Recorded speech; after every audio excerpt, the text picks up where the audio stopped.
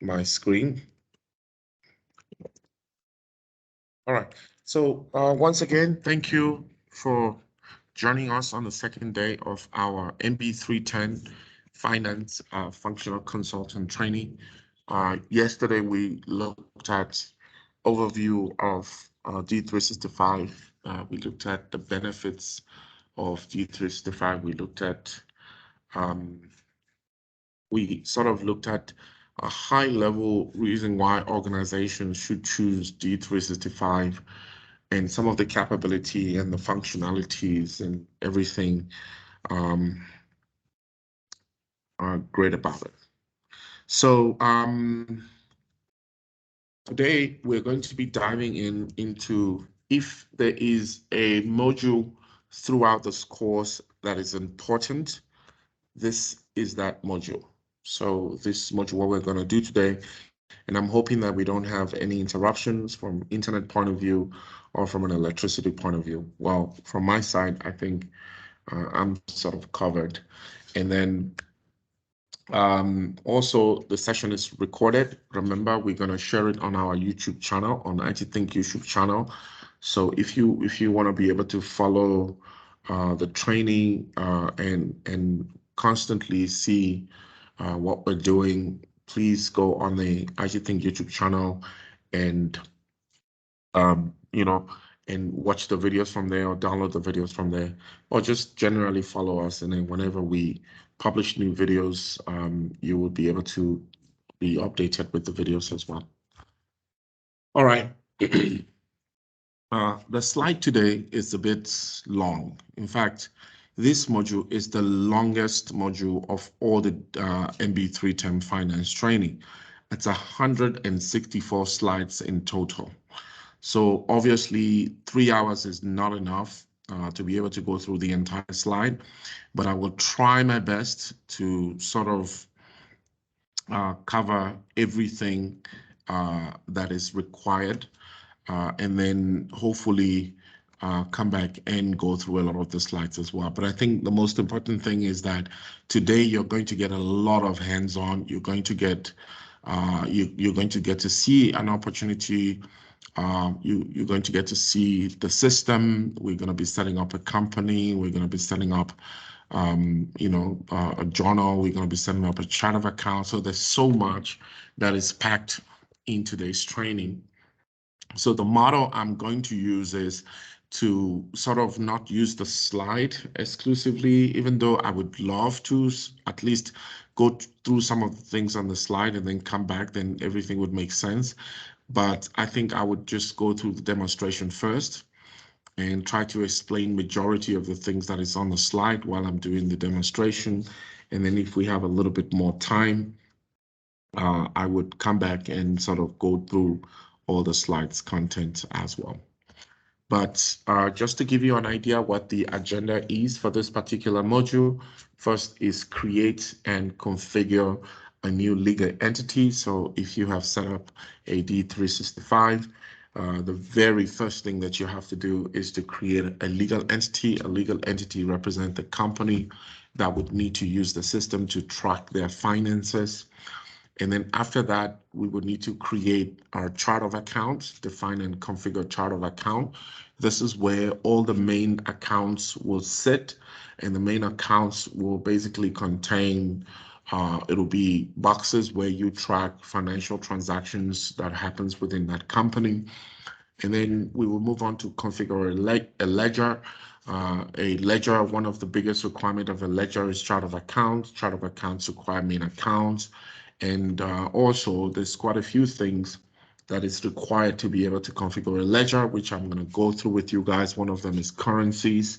So we will look at general ledger and currencies, and then we would move on. Now, once we have a ledger, the most pertinent thing to do next will be to set up some journals that allows us to be able to capture transactions. And then once you've been able to capture 1 or 2 transactions, you would realize that you've successfully set up a financial system specifically for a company. And then after that, we will start looking at some subledgers. So I think we have 2 subledgers in this particular module. The first one is implementing cash and bank. So we will look at how to implement and manage cash and bank management. We will also talk a little bit about cost accounting and cost management as well. We look at things like periodic processes and how to perform them. We'll look at configure, collect, and report taxes. And then obviously that will be the end of this module. So a lot of the financial functionality is actually packed in this module. And there is a possibility that we might not be able to complete this module entirely today, and that's okay. What I would probably do is, in our next sessions, we'll see if we can wrap up this module and then do a little bit of the next module and just play catch up until the end of the course as well. So there is a lot of things in this module. And like I said to you, we have 164 slides in total to go through. So there's so much and so much stuff in this module as well. So what I'm going to do, I think the best way to sort of do this is I'm going to just start from the top, right? And I'm going to come all the way down to the implement and manage journal. And hopefully I can do all of that in the next 1.5 hours, right? And then whatever is left, we'll just try and conclude them in the second hour or the third hour as well and see how we go from there. It's already 9:20, so let's get started. Okay, cool. So I'm going to end the presentation, and then I'm going to go back on the on the D365. A lot of the things that I didn't show you guys on the D365 when we started basically included like a tour of, D365 itself. But I did remember, I do remember showing you guys 2 method of navigations within the D365 environment, one of which is using what is called the workspace. The workspace is a consolidations of all functionalities by role. So if you are a customer credit collector, for example, you would use the customer credit and collection workspace. And then when you click on that, everything relating to customer credit and collections and the functionalities will be available here, including analytics that literally shows you pretty much who hasn't paid, who has defaulted, who is paying regularly. So you will find all that information here going forward as well. So this is a workspace. We're gonna use the workspace quite well, but I'm a big fan of learning where to find things, so we are going to obviously spend a lot of time using the navigation on the left here to be able to find the stuff that we want as well. Okay, so obviously I mentioned also that we have that big search button in the middle there. The search button actually can allow you to be able to get to a particular resource very quickly. If you type, you don't even have to press enter. So just type what you're looking for. I've just typed a ledger. You can see that it can take me to a ledger. If I go to a chart of account, you can see also it basically shows anything related to chart of accounts. If I go to financial dimension, you would also see a lot of information related to financial dimension as well. So once you have learned the system and you know just what you're looking for, you will essentially be able to just use the search to do that as well. So let's take a little bit look on the right-hand side. There's quite a few things here as well. So one of the things that I mentioned in our last session was that D365 Finance and Operation, it's a multi-company system. So what that means is you can run multiple companies in the same system without having to buy new software. Now, that's one of the things that makes it powerful. So when you look on the first icon or the first component that you see there, it shows a 3 or 4 letter character. That 3 or 4 letter represents a company. This is a company ID. Company ID, it's a 4-letter alphanumeric code that once you have created a new company, you cannot change it. So you can see when you click on that, it will show you all the companies that are currently in the system as well. And when you select a company, everything in the system would automatically change to reflect the data that is coming from that company as well. So pay very close attention to this, because later on, when you are doing your setup, you want to make sure that, you know, the company is set up right. Okay, so that's the first thing that you see there. The second one is notification. So if you have any issue with the system in a production environment, this is a place where Microsoft would basically put messages around things that you need to action on your side. Maybe there's an update that you need to install, or there's just general notifications that Microsoft would like to send you based on your tenant. You will see that information here as well. So at this point in time, there's nothing. You can see you have no notifications, but if you click on that, see all, you would obviously be able to see all your past notification as well. Now, the third one is basically we have quite a few functionality here. So the first functionality is a user option. This is where you can set like user preferences. You can set the visual that you want to show on the screen. If you go to preference, you'll be able to see the default company that you want. We're going to come back here just now once we have created our own company and make our company the default. So every single time we log into the system, we will see our company there. You can see the initial page that you also want to show as well as the default dashboard. You can show system administration.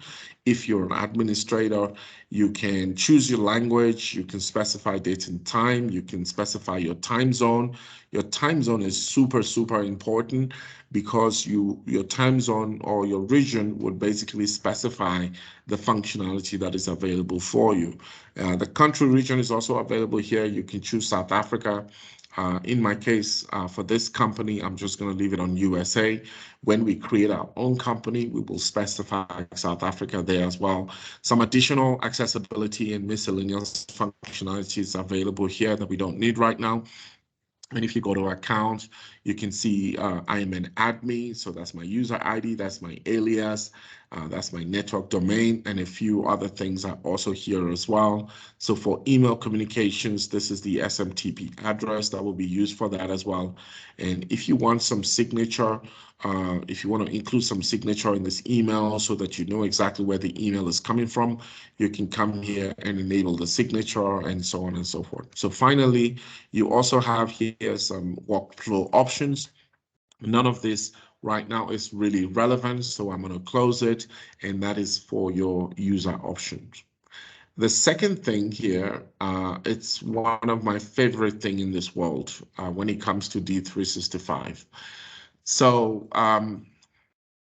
a time will come when you will need to generate documentations for a company on how to perform certain activities.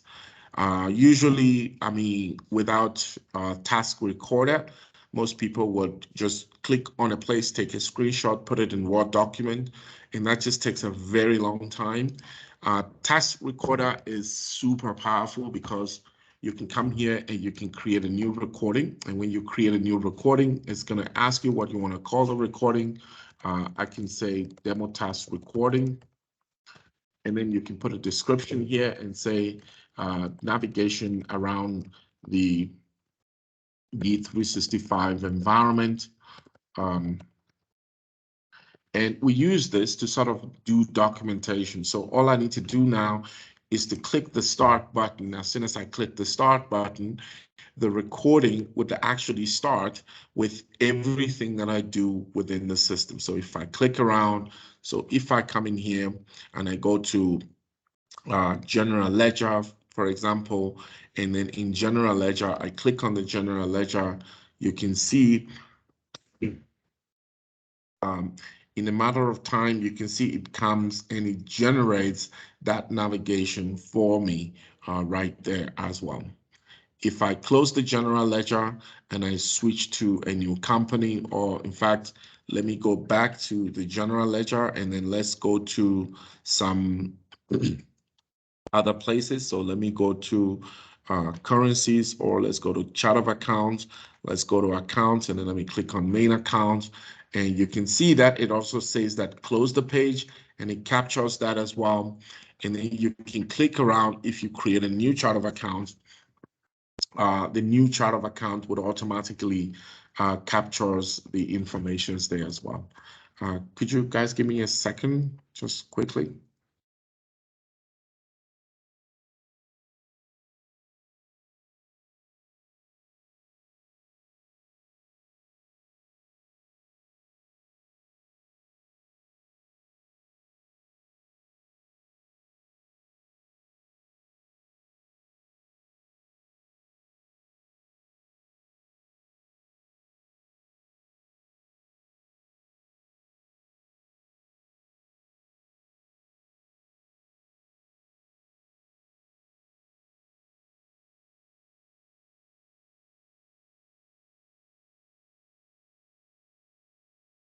Sorry about that, guys. So yeah, you can see now, every single step in this step recorder is captured. Everything that you do is automatically captured in here as well. And if you have a sub task that you want to do, you can essentially perform those sub tasks there as well. If you want to, you can also stop the task recorder. And what this will do is you can save this to your PC, right? Like so. You can export it to Word documents. I mean, how cool and powerful is that? And that would automatically save your task recorder. Or you can basically just export it to Word document. And then you can take this information and essentially just hand it over to anyone within the company, and they will be able to follow it, and they will be able to do exactly what is there in the task recorder as well. So guys, when you start working on projects, task recording is something that you are going to use quite a lot, because this is a way in which we're going to sort of manage documentations that we create for the clients and so on and so forth. Okay, you also have a mobile app and personalization here. I'm not going to go into that. If you have any questions for Microsoft, or you want support, for example, you can click on support. And then here you can basically just log a call and say, hey, listen, we have an issue with the system. And then they would just communicate back and forth to you from there as well. Finally, you can see who is currently logged onto the system. All right, so that is the basic navigation that I wanted to show you guys. Now, I'm gonna also now get into the system and start setting up a new company. So let's assume that IT Think Smart Solution, right, has decided that they want to implement a financial system that they're going to use to track financial transactions with the company, right? And they want to sort of go through the process of implementation. So during implementation, you have to have an implementation handbook. This is essentially stuff that you have created beforehand that you can sort of use to be able to manage your implementation. I'm gonna create mine as I go, and I'll sort of just show you guys how to generate them as well. But technically, I would share some stuff with you guys later on to help you sort of track some of your implementation as well. So I do have some sample documents. I'm just looking for it that I can use to sort of go through this, but that's fine. So I'll just type everything else. So legal entity is the first thing that I'm going to create. So legal entity represent IT Think as an organization. Okay, the second thing obviously that I need to do here is something called a number sequence. I will explain what that is in just a minute as well. So how do you create a new company? Well, to create a new company, there are several places that you can go to create a new company. First, if you remember correctly, as a system administrator, you have two D365 modules that are used specifically for system administrations. One is organization administration. So if you click on the organization administrations, you can see here there's a lot of, so if I just collapse most of the stuff here, so you can see number sequence, you can see organizations, legal entity, you can see resources. So there's so much stuff that you can create here. Trust me, even I don't know everything in here, but if you just know where to find what you need, that's really all that matters, okay? So the other place where you can perform administration is basically system administrations. This is where you can create new user, you can assign them a role, you can, you know, when they log in, you would see you can apply license to your systems. So we will not be looking at this for now. If we were doing a system administration course, yes, we will be looking at how to do that. But let's go and create a new organization or a new legal entity by coming here. I'll go to organization administration, and I'll go to organization, and I'll go to legal entity.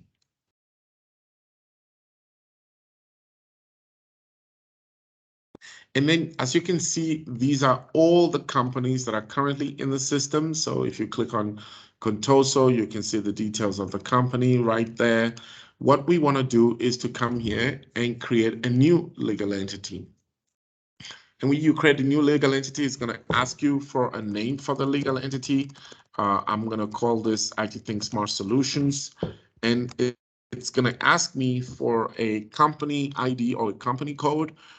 This basically is a 4-letter or 4 alphanumeric letter that you can use. So it could be number and letter combinations, but it cannot be more than 4. So you can see I'm pressing on the keyboard and nothing is happening. So I'm just going to use ITT because that is a perfect description of the company, or I can say ITTS. So IT Think Smart Solution. And then I need to select my region. I'm in South Africa, and I know that is called ZAF. So if I put ZAF there, that's the country code and that's the description, and I click OK. Congratulations, you have just made a company in D365. That's how easy it is to create a company in D365. And you can immediately see that that company, IT Think Smart Solution, is currently selected, right? And you can also see that it switches here also to IT Think Smart Solutions. And if you remember, we had a user option here that I can go to and go to preference. And in the preference, I can say, okay, let me change this to IT Think Smart Solution, because I know that a lot of the stuff that we're going to be doing throughout is going to be based on IT Think Smart Solutions. So when I'm done, I can click on Save. IT Think Smart Solutions becomes the default. And then I can also change the country region if I want to. I can change that to ZAF, like so. And then when you're done, just click the Save button. That's it. And then you will also notice that if you have a blade or a window open and you open another thing on top of it, that thing in the background stays the same. So if you close the one on top, you will immediately see the one at the bottom as well. So you can see I'm still here in the legal entity. So I've created a legal entity called IT Think. You can put some, basic information here. So I can come in here and say English EN. And you can choose whatever English language you prefer to use in your application. So English ZA sort of makes sense. You can also choose your time zone as well. My time zone is +2, Harare, Zimbabwe. So you can see there +2, that's it. Harare, Pretoria. And then any localized functionality will be automatically detected for this company address. So all these things that is here, in fact, even though I have just supplied some information in the general space, I don't actually have to supply any other information. I could just click save and move on and start configuring my system as well. But, you know, it's always recommended in the production environment, you can open this fast tabs. So these are called fast tab, okay, like very fast tab, and then you can expand it and you can supply the information that is required for you as well. So if you look at what I have here, so if I go to address, and I currently have IT Think here, I can edit it and I can provide an address for the company. And remember, this address would automatically determine the you know, the region that you belong to, and that would in turn determine the type of functionality that is available for you as well.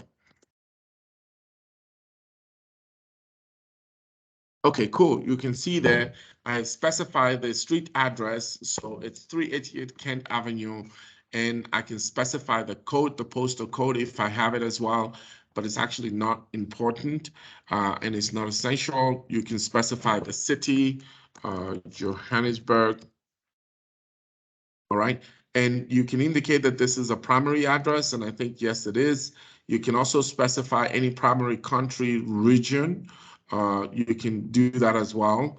And so you can see the company location ID, you can see the country region. If you click on the OK button, all those details that I've just supplied would automatically come here as well. If you want to add additional address for the company, so maybe the company has a different location, so you can click on the address and you'll be able to do that as well. If you also click on map, it will automatically bring up a Bing map and show that address on the Bing map, just so that, you know, there are certain areas in D365 where this would also show up as well. So I'm going to minimize that fast tab, and then I'll scroll down a little bit. You can see there's other stuff like contact information. So if you want to contact this company, who is the primary contact information? Maybe the company has a telephone number that you would like to add. You would come here and add it as well. So you can put the description of the primary contact person. So I'm going to put myself here, and it's Gideon, and my, let's say 011-312-6283. That's our company telephone number, and then address as well. There's a lot of other stuff as well. So look at this dashboard image.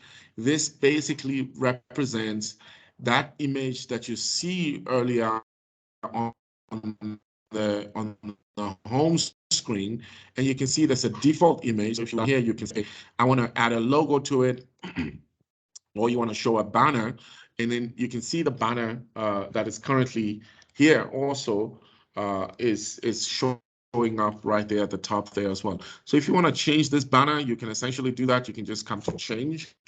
And if you have anything related to your company, you can click on the select file and you can basically select the new banner as well.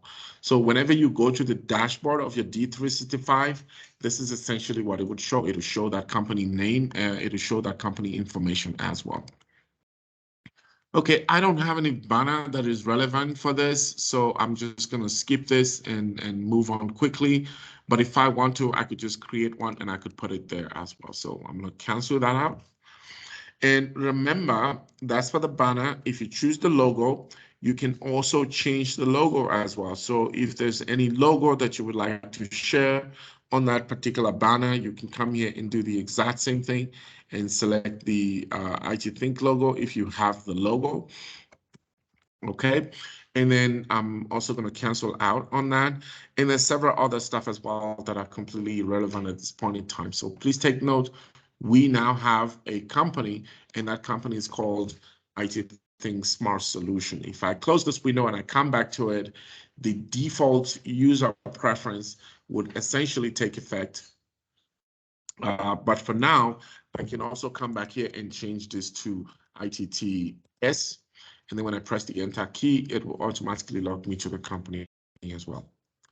All right, so that's legal entity. So we've created the legal entity. Don't worry, this whole page will be full by the time we're done.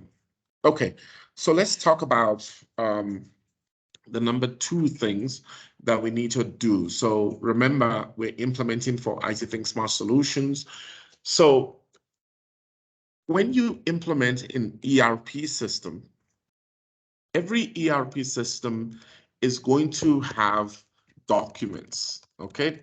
We call them documents because that's really what they are. Example, a quotation, it's a document. An invoice is a document. You know, you can name it PO, it's a document. Requisition, it's a document. Any document generated in D365 basically represents an evidence for a transaction in the system. And one thing that is very important with all these documents is that they have to have unique number, okay?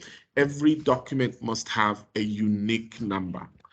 And that unique number, for example, imagine, let's say, for example, all quotations, we start with the word Q and then it will have 00001. It will also have what is called continuous as well. Because, I mean, let's say you have 50 people using the system and generating a quotation, and I choose my quotation number is Q0001, and there's a possibility that someone else in the company is trying to use the same quotation, and there would just be a lot of issues. But imagine if the system can technically generate all of the numbers that you're going to be using and the range of the number and the nature of continuousness of that particular number as well for all of the document. Wouldn't that save you a lot of time? I believe it would, because then you just go in and you create all those number sequences for all the documents. Well, and then whenever someone creates a quotation, it will start from 1 and it would increment by whatever number that you have specified for the increment, and it would just continue like that as well. So this is super, super important, and this is something that we called number sequence. So we can generate a number sequence and use it for IT Think Smart Solutions. We can generate a number sequence and use it for all the companies in the system and use the same number sequence, or we can generate number sequence and say, hey, we want to use it for this period. We're going to talk about period later on in this particular company. So let's go ahead and generate a number sequence for IT Think Smart Solutions, and then we can see what that looks like as well. But before I generate the number sequence, I think it's important that I show you the evidence that the number sequence currently does not exist, and we will need to generate it. So let me go to General Ledger. So I'm going to go to the modules, and from here, I'll go to General Ledger. In fact, every single module in the system, right? Every module has a parameter. So if I'm in General Ledger, I would have a General Ledger parameter. If I am in accounts payable, I would have accounts payable parameter. If I'm in accounts receivable, I will have accounts receivable parameters. Each and every single one of these parameters represents global configuration information that applies to the entire module in entirety. So if I go to the General Ledger, you can see here there's a number sequence. And if you take a look, none of this document in the General Ledger has a number sequence. So if you take a look, journal batch doesn't have a number sequence. None of this has a number sequence. And you can see unique, unique, unique, which means each of this number sequence has to be unique in the system. If I go to accounts receivable, so let's say account receivable, and in account receivable, I go to setup. In the setup, you can see accounts receivable parameters. And when you go on the accounts receivable parameters and on the left, you click on number sequence, you would also realize that, well, the number sequences are blank. So technically, so if I go to number sequence, should be somewhere here on the left. So that's number sequence right there. So you can also see anything that has to do with customers, invoices, customer accounts, free test invoices, sales order, quotations, and so on and so forth. None of it has a number sequence. So super important that you specify the number sequence. I mean, there are over 500 number sequences in the system, imagine if I have to create them individually and go into each of the module and specify which one of them will need the number sequence. I mean, what this means is I'll have to go to account receivable parameters, and I have to come to number sequences, and I have to go to, oh, customer account. Okay, cool. I'll go and create a CU or CA account and then specify the number range and then come back here and specify it. And I have to do it for all of this and then do the same thing for all the other modules as well. So that is an extremely tedious work. So we have this wizard, and you will also find this wizard in the organization administration. This wizard would allow you to generate what is called a number sequence. So if I click on org administration and I go to number sequence, you can see there I have some number sequences. So these are some number sequences that are used by other companies, and you can see that these are specific to those organizations. Hence, the first letter, the first 3 or 4 letter of the organization prefixes the number sequences. So you can see the smallest and the largest, and meaning it will start from 1 and it will just increment by 1 and continue to grow as well. And this one has the next number is 21. So the first one will be 1, and the second one will be 22. The second one will be 43, and so on and so forth. But everything else basically has a next number of 1 as well. So we want to generate one for our new company. So I can create them individually by coming to the number sequence. And I will show you later on when we, so even though every single document in the system has a number sequence I generated using the generate keyword, there are a few other places that you have to generate the number sequence manually and individually. So when we come to that, I will come back and use this number sequence option here to be able to generate. So for now, I'll just click on generate. All right, and then this wizard usually takes a while before it shows up. So I'm just gonna wait for it, because without it, we really can't continue at all. So I'm gonna generate number sequences, and I mean, guys, please take note. We have not, everything that we have discussed so far has nothing to do with accounting, right? This is all technical IT related operations. And when we come to setting up main accounts and all of those things later on, I will try and give you, the best explanations, enough for you to get comfortable in using the system, okay? And at least that way, you'll be able to understand exactly what you're doing within the system. But when you're doing a real world implementations, obviously you're going to be taking advice and guidance from, from accountants. Accountants will basically give you all the specifications that you need to be able to carry on as well.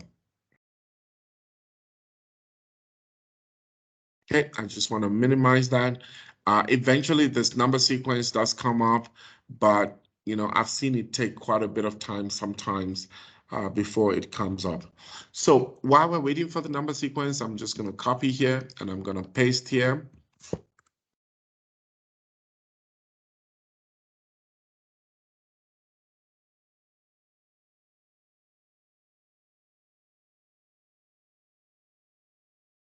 So far, so good. Any questions, guys?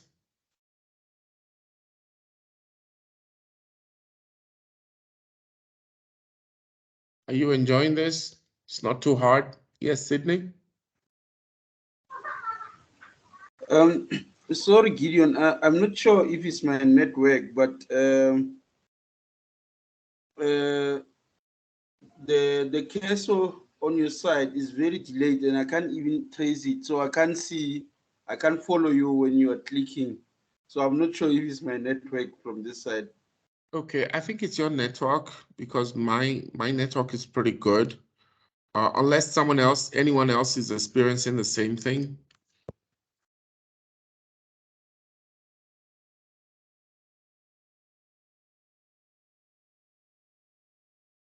Is anyone else having the same issue?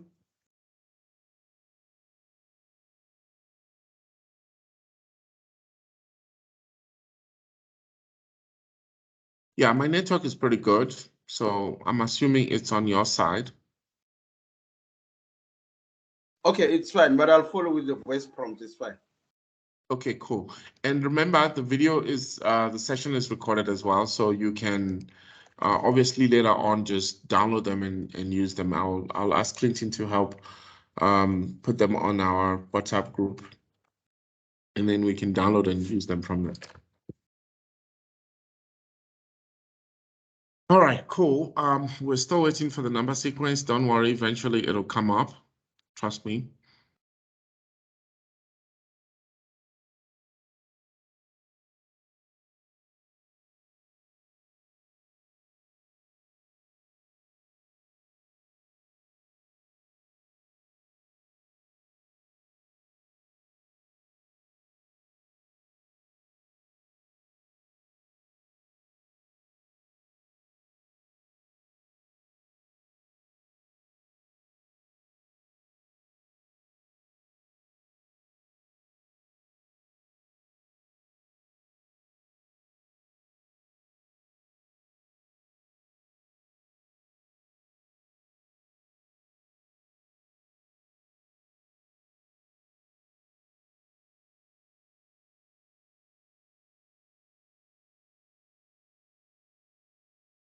Okay, cool. It's gonna come eventually. Let's just wait for it.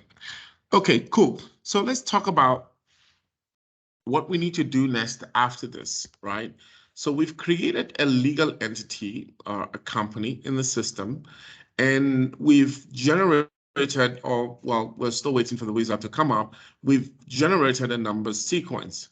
The next line of operations would usually be to set up what is called a chart of accounts or a ledger, because before you can start posting a transaction, well, we need to set up a ledger. And what I'm going to do here is I'm going to show you, this is actually what a ledger is. I'm going to show you all the things that are important and are required to be set up on this page. So if you take a look, the first thing that I need to sort of set up on this page would be a chart of account. You can see currently the chart of account is blank. So I'm going to just put it here and say, completing a legal entity require a chart of accounts. Okay, and I will explain what this is. The second thing we need to set up is what is called a fiscal calendar. Okay, and then we also have, I would just ignore the ones that are not really important. So account structures. So these are the ones that would actually not allow you to continue until you set it up as well. And under currency, we need to have accounting currency. And then we need to set up reporting currency. We need to also set up accounting currency for exchange rates.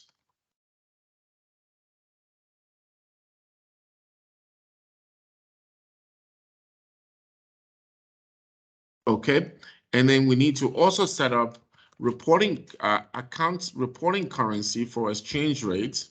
So instead of accounting, we would just say reporting here. And then finally, we will need to set up what is called a budget exchange rate as well. So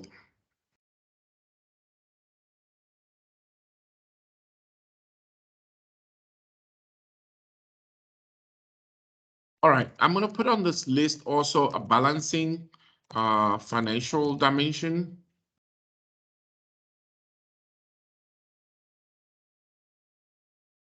But we're not gonna be talking about the balancing financial dimension just as yet. I think when the time is right, I will show you guys how to do it. Let's look at our still pulling there.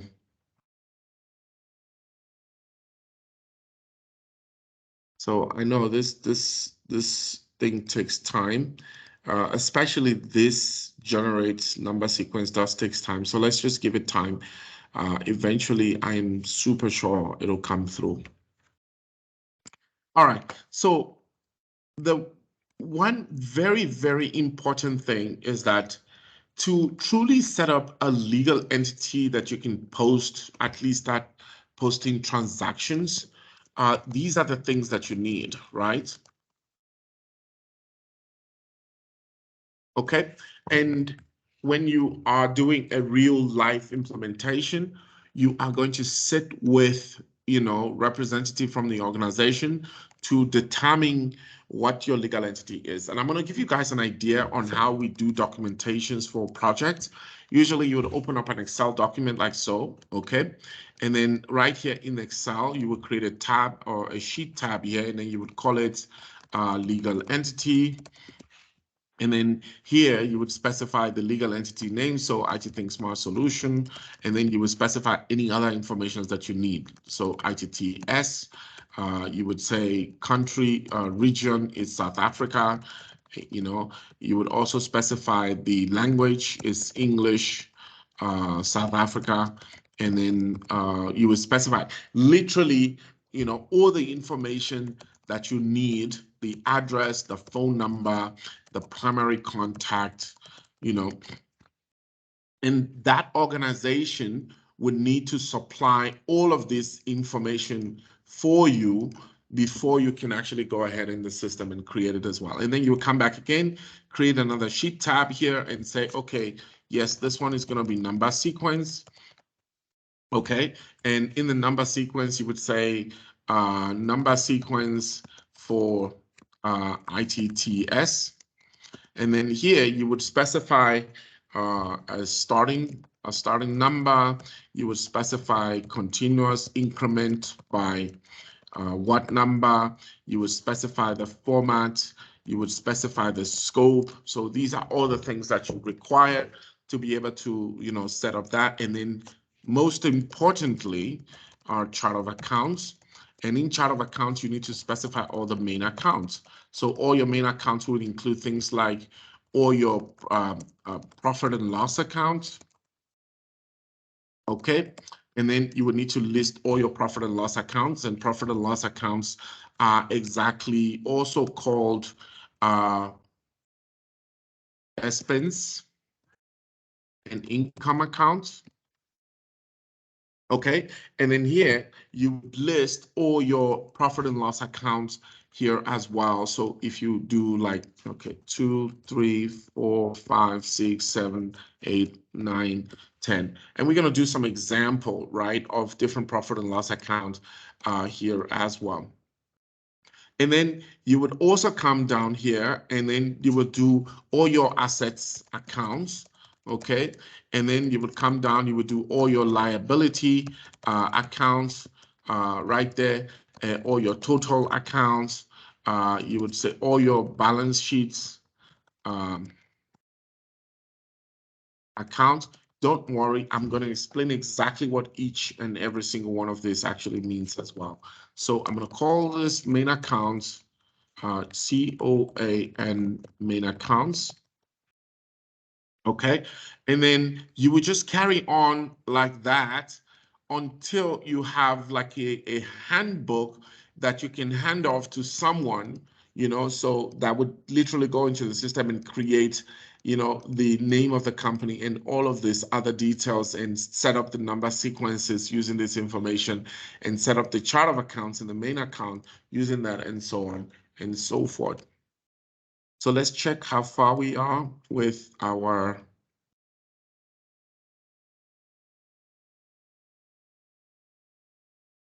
okay. There we go. So finally it came through. All right. So here, this is the wizard that would help us set up a number sequence. So you can see all of this. So if I click on the next button, it's just telling me what's going to happen. Choose and accept the proposed locations. And take a look at this. I'm literally just going to take all the default options, right? I'm not going to change anything. But look at that. So for accounts payable, these are all the references. These are the number sequences. This is the smallest, and this is the largest, and this is the continuous nature of it. And you can see this is the format that will be used for it as well. Well, and if you keep going down, you can see accounts payable. You keep going, you would see that it generates number sequences for almost every sub ledger that is available in the ledger as well. So it saves you a lot of time, saves you, a lot of tedious operations that you have to perform.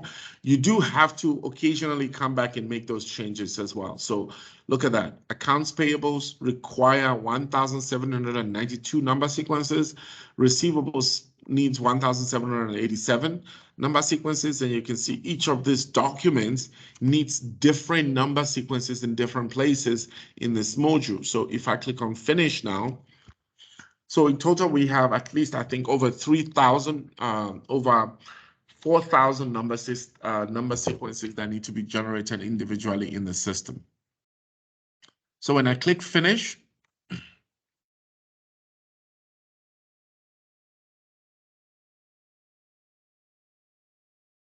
it takes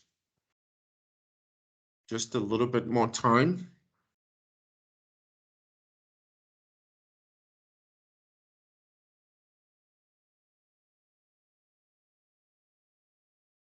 Now, eventually, the way you would know that the number sequences are generated is if you go back again to the general ledger parameters, like I did earlier. It's still ongoing, but you would start to see the number sequences here gets populated with information.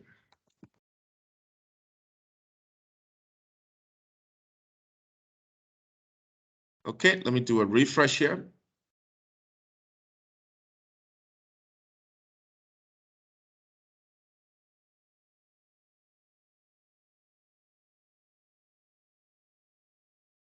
Okay, so you can immediately see how much of these number sequences have been populated.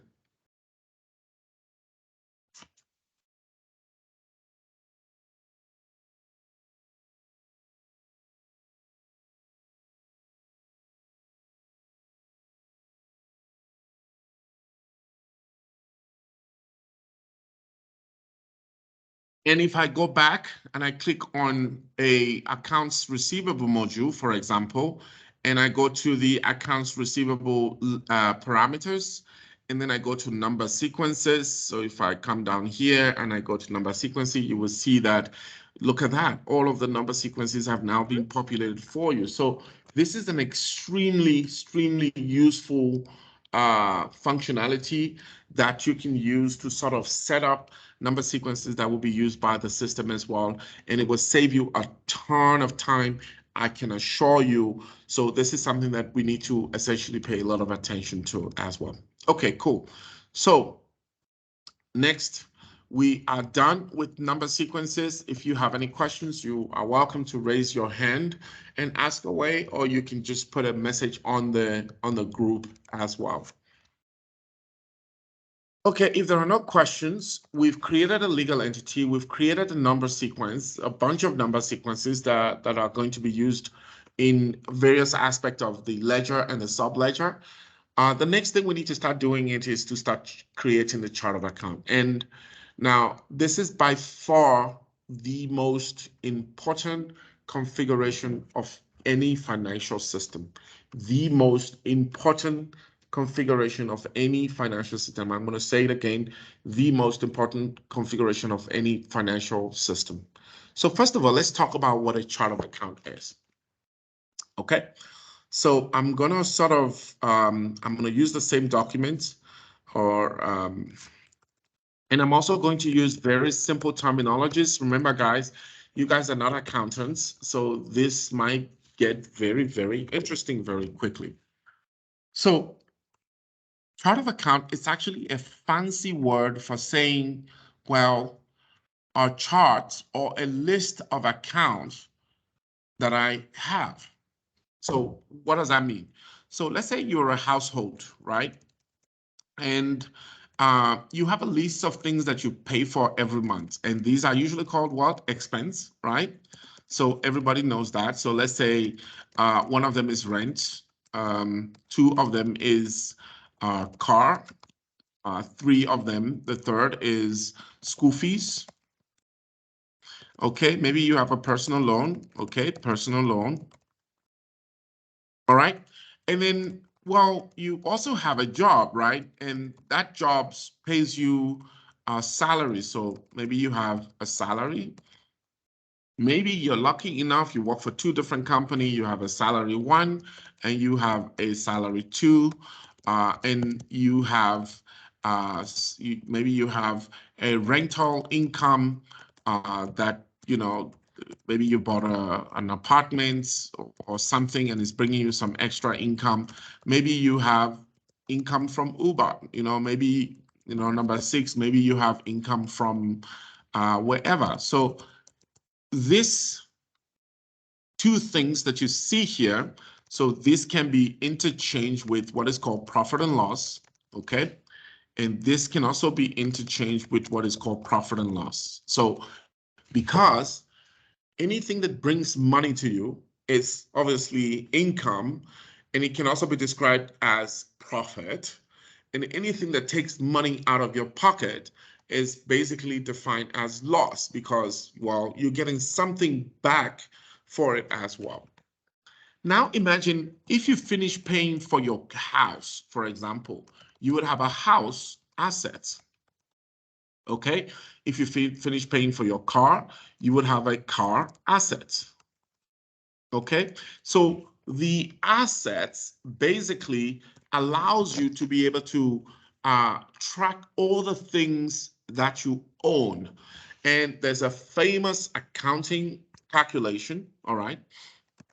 And I think it's called asset equal to, okay, owner's equity.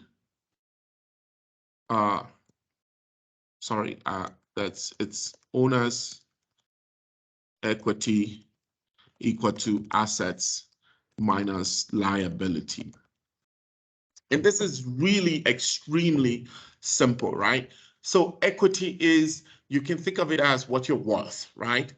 Equity, this is my equity. I own 10% of this company, or I own, you know, this much equity in this assets.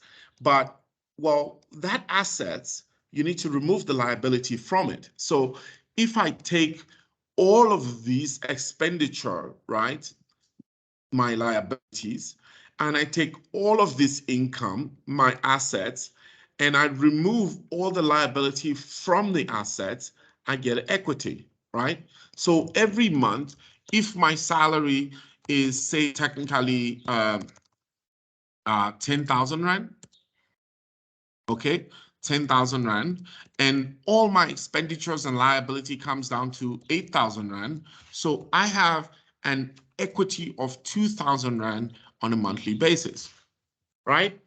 Now, guys, what you're looking at may look extremely, extremely simple, but I can tell you for a fact, this is how every company in the world operates. They just use big words to confuse the hell out of you, but it's just that simple. Obviously, for a company, you can have express account can be in hundreds. For a company, income accounts can also be in hundreds as well. And obviously, they would own a lot of assets and they would own a lot of, you know. But what you are looking at is nothing short form of what is called a financial report, right? I have my income statements, okay, technically. I have my balance sheet statements, technically, because your balance sheet is telling you what your equity is if you take out liability from assets, all right? And so let's make it more realistic a little bit, right? So let's say we want to do this for IT Think, right? And IT Think would have a bunch of balance sheets accounts. So balance sheets accounts are basically accounts that you know, they just show balance. It's a place where you keep stuff and you can always go into it and you can see what the balance is. So let's say we have a petty cash in the company and we use this petty cash for paying for small stuff. So we don't have to go into our account, right? So, and let's say that petty cash, we're going to say all our balance sheets accounts would have an account number range between 10,000, okay? So 10,000 to 29,999, okay? So let me take this, let me cut this and put it here. Now, these numbers, they look very meaningless, but you will soon realize how important this number is. So 29,999, okay? So let's say we also have expense. It's going to have a number range between, let's say,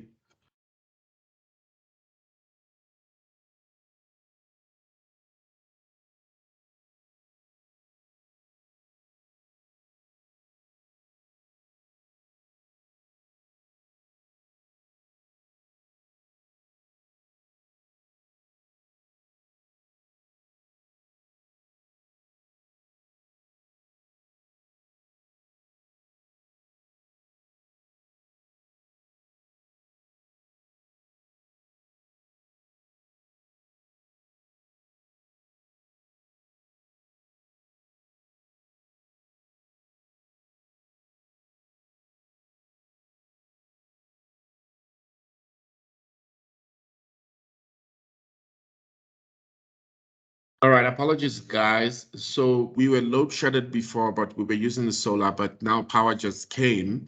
So it went back to the power. So there's that switch over. It just takes about 20 seconds or 30 seconds to sort of switch over as well. Can you guys please confirm that you can still hear me?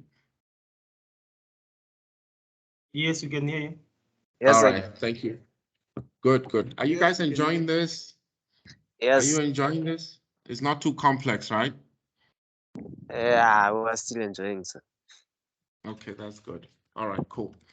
Okay, so now all your income, basically, so I remember I said earlier that this expense account is the same as, it's exactly the same as P&L account. So it's just a name that is different. And I think the P&L account used to be an old name that they called it.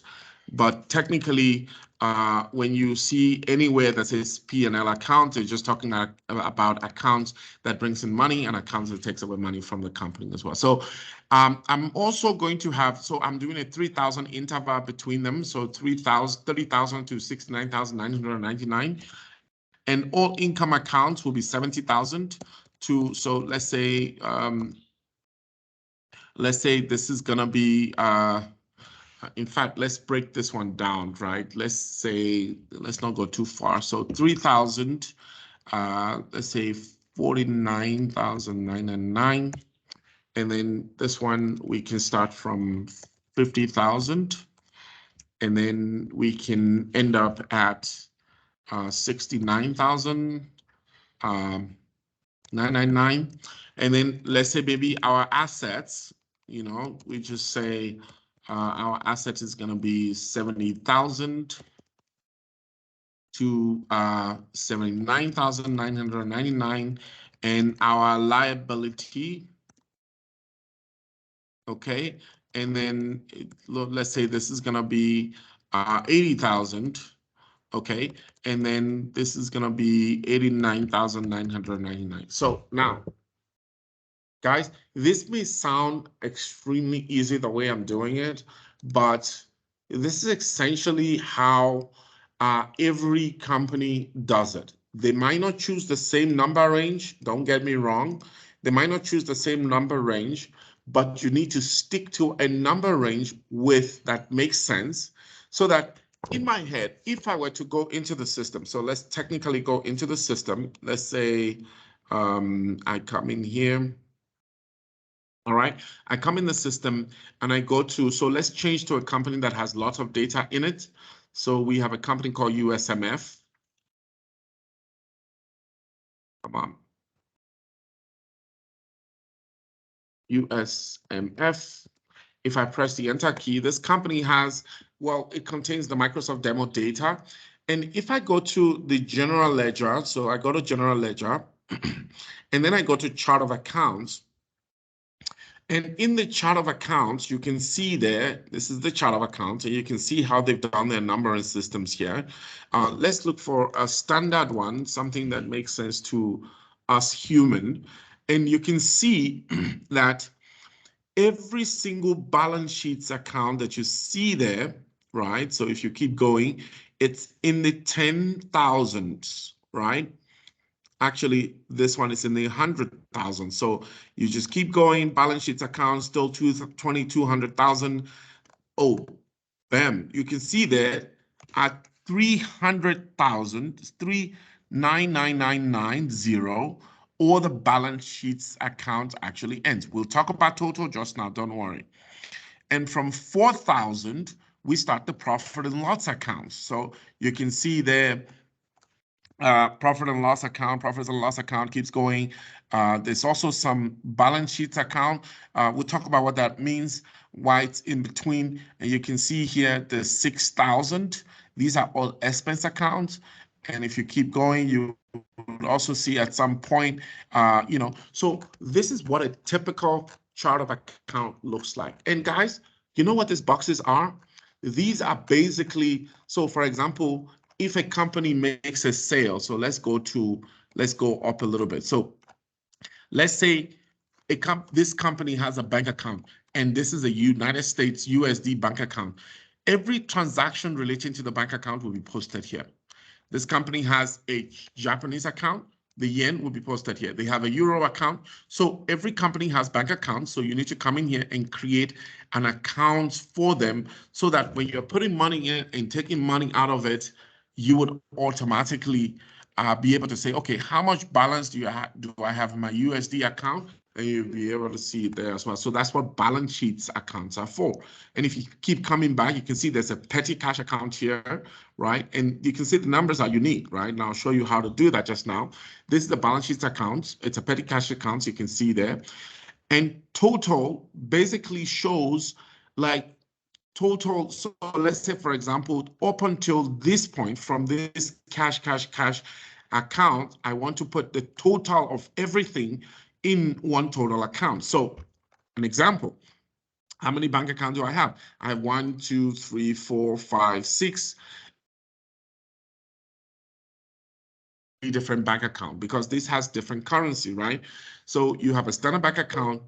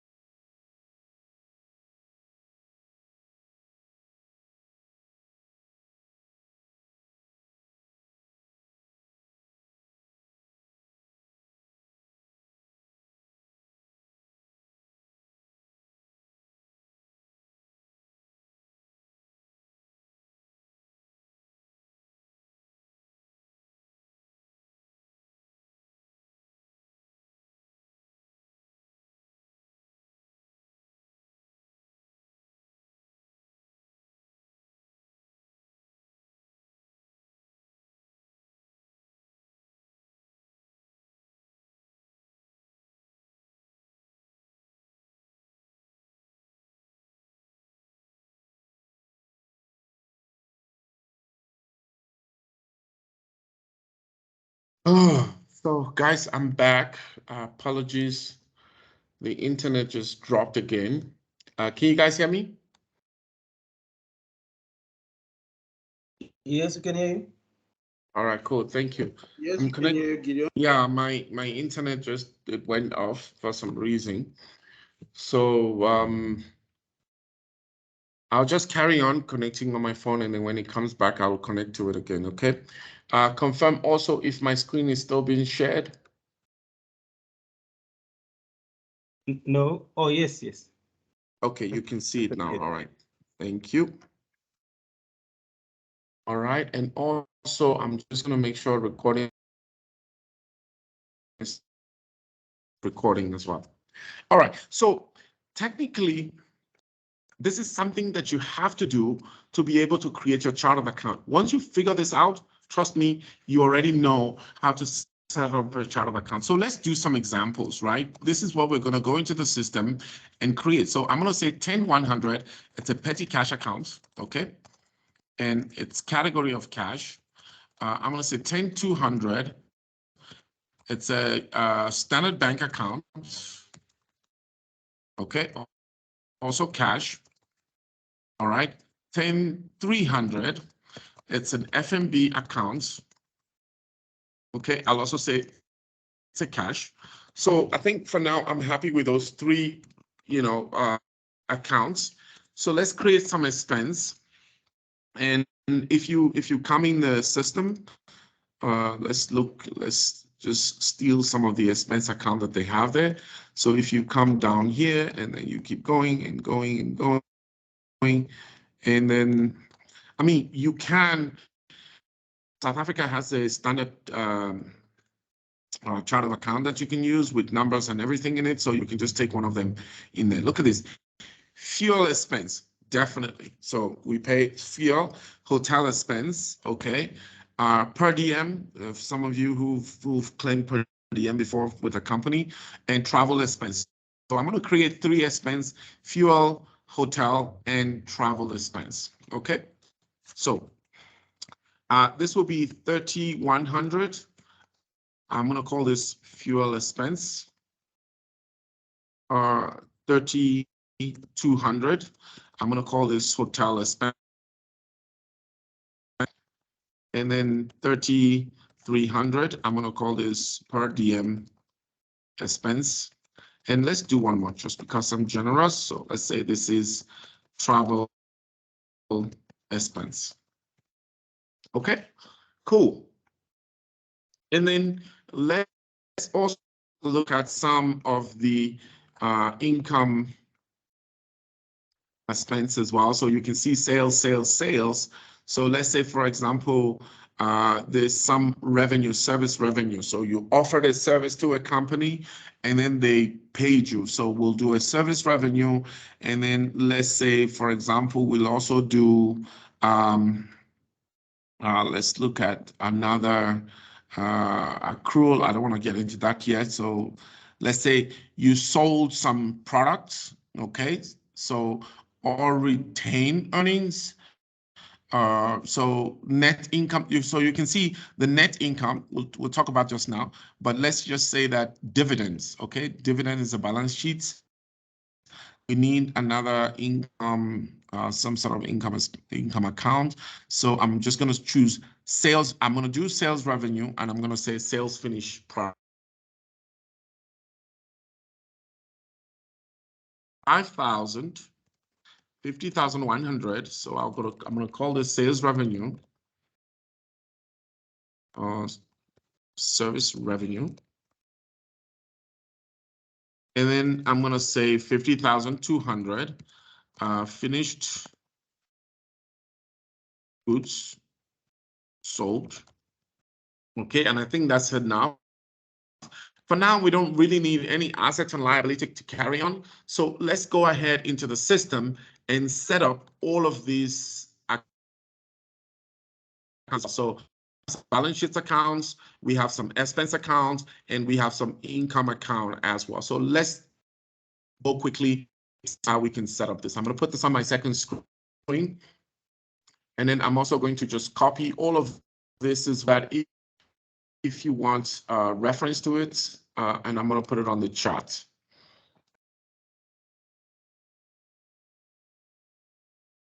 Oh, I see we have someone waiting in the lobby. Tembele. Okay, cool. So back to our system, I'm going to choose the company. Always remember to switch to the company that you're working with. Otherwise, there's going to be a lot of mix-up in terms of, you know, the information that you're capturing. So I'm going to choose this, I think, Smart Solutions.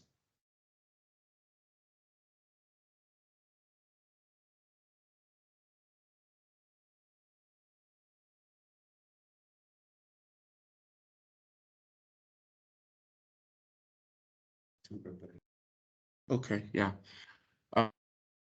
My phone is slightly slower than the internet, but let's carry on, guys.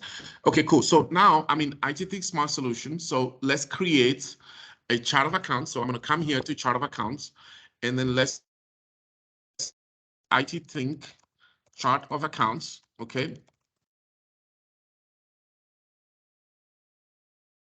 And then for now, I'm not going to do an account mask, but what an account mask is, for the sake of consistency, if you take a look at the length of the account,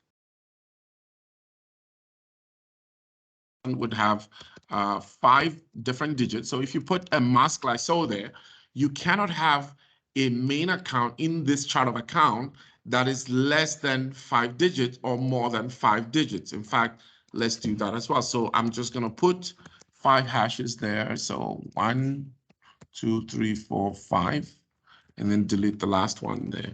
Okay. So far, are you guys with me?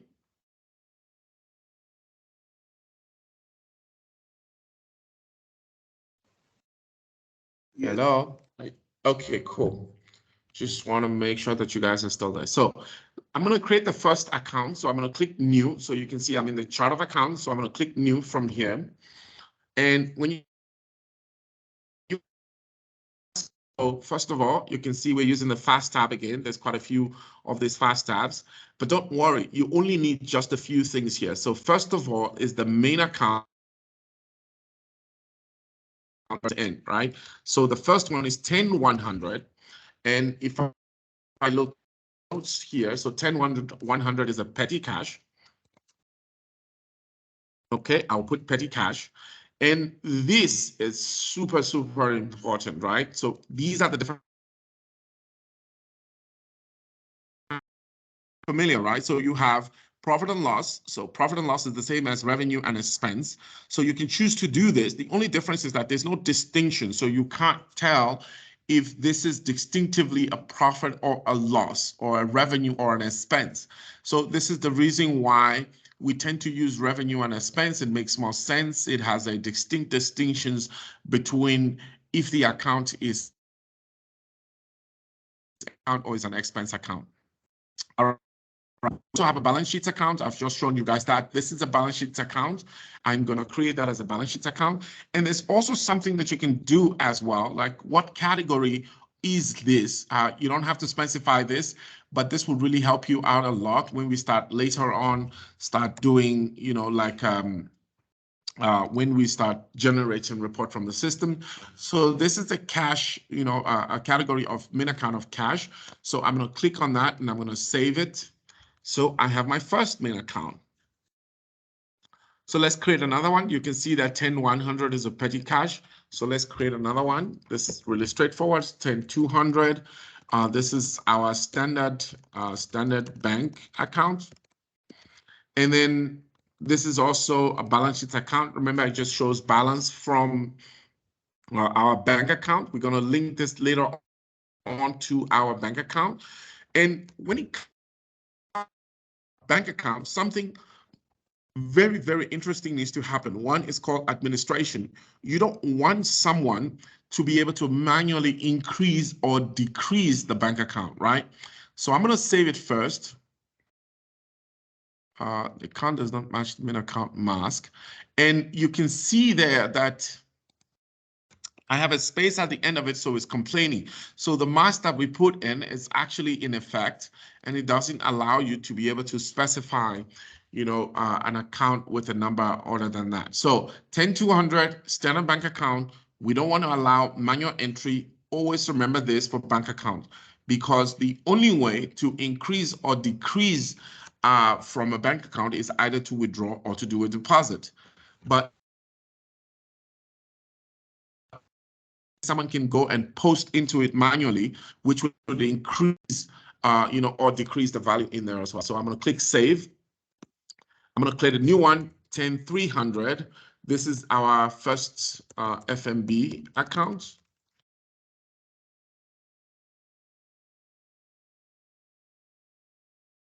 Okay, and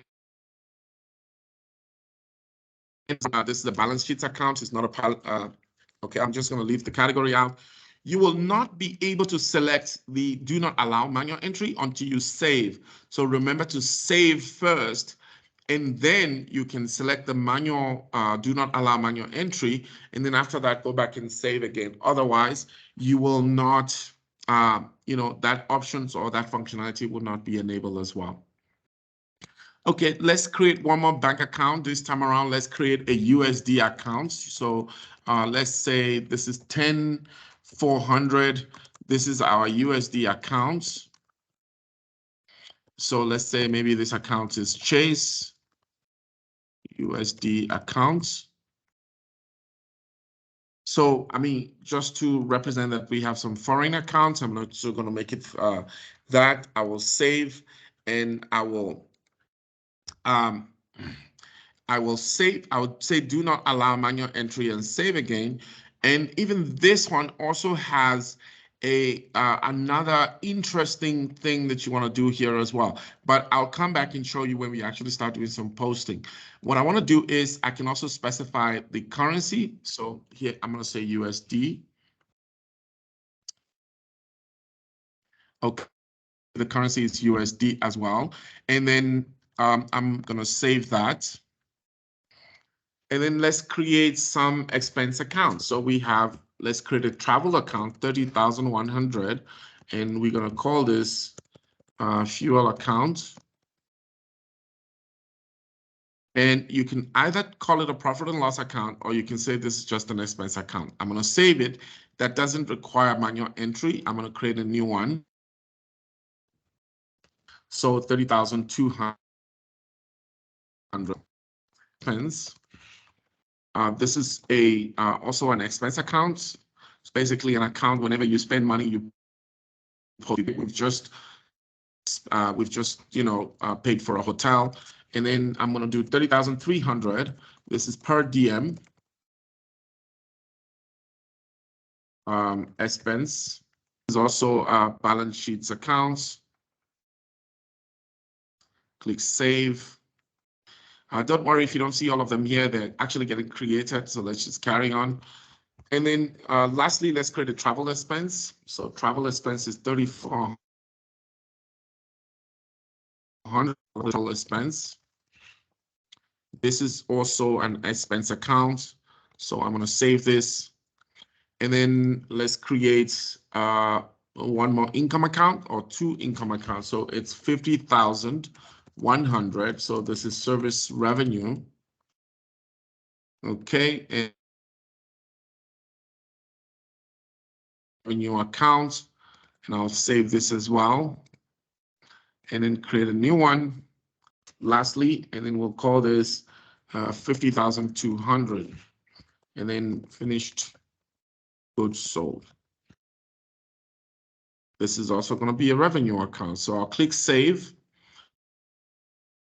And then if I close out on the main account creations, you would immediately see now all the accounts that I've created shows up here. So all your balance sheet accounts or your expense accounts also shows up here as well. So balance sheets, expense, income, revenue, and expense shows up. So we have 3 expense accounts, we have 2 revenue accounts, and we have 4 balance sheets accounts. So I'm going to save the chart of accounts. We have successfully created a chart of accounts. And if I go back to my notes here, and then I go to the top, So we've created a chart of accounts, and we've also created main account for the chart of accounts as well. Let's take a short tea break, all right, for like 10 minutes, just so that you can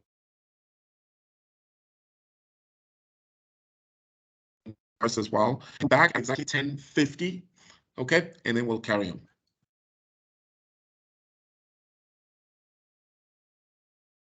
All right, guys, please just let everyone else know that we're taking a break for 10 minutes, and then we'll be back shortly. So we'll be back at exactly 10:50.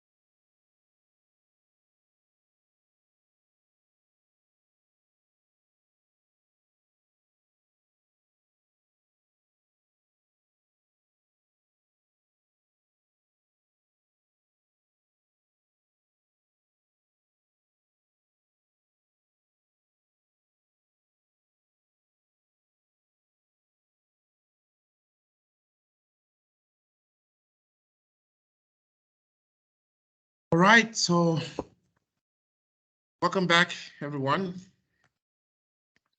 Umelisile.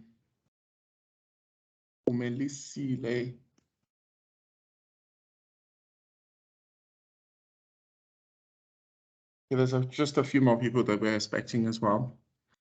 Okay, so what we've done so far is that we've built a chart of accounts, and I would like to know if there's anyone with a question around the chart of accounts, if there's something that you need me to clarify. But I mean, I think this is pretty simple so far. So the next thing we're going to do is, if you remember correctly, we needed to create a ledger. Actually, I should put that here on the top as well. So ledger is different from a legal entity. So we could do it that way, or we could literally just come down to the very last here and say, these are the things that we need to create above have a ledger. Okay. All right, so the next thing we're going to do is a fiscal calendar. Fiscal calendar. Now, let's talk about what a fiscal calendar is. Every company that exists in South Africa has some sort of calendar that they, that they work with. So let's look at it this way. If you and I'm not sure if you guys have heard of this before, where they will say, "Oh, this is our end of the year," So calendar basically allows organizations to be able to, first of all, close transactions on a periodic basis, and secondly, also to report to organizations or regulatory bodies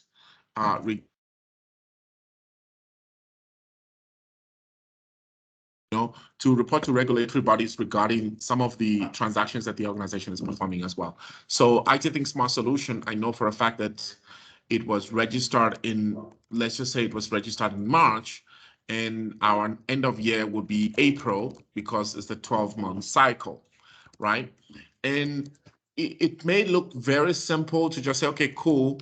Even though the company was registered in March 2005, right? So every year we have to do our end of year reports of some sorts. And if you're a public company, you would need to provide this to the authority just so that they can audit you and ensure that you're not doing any malpractices, right?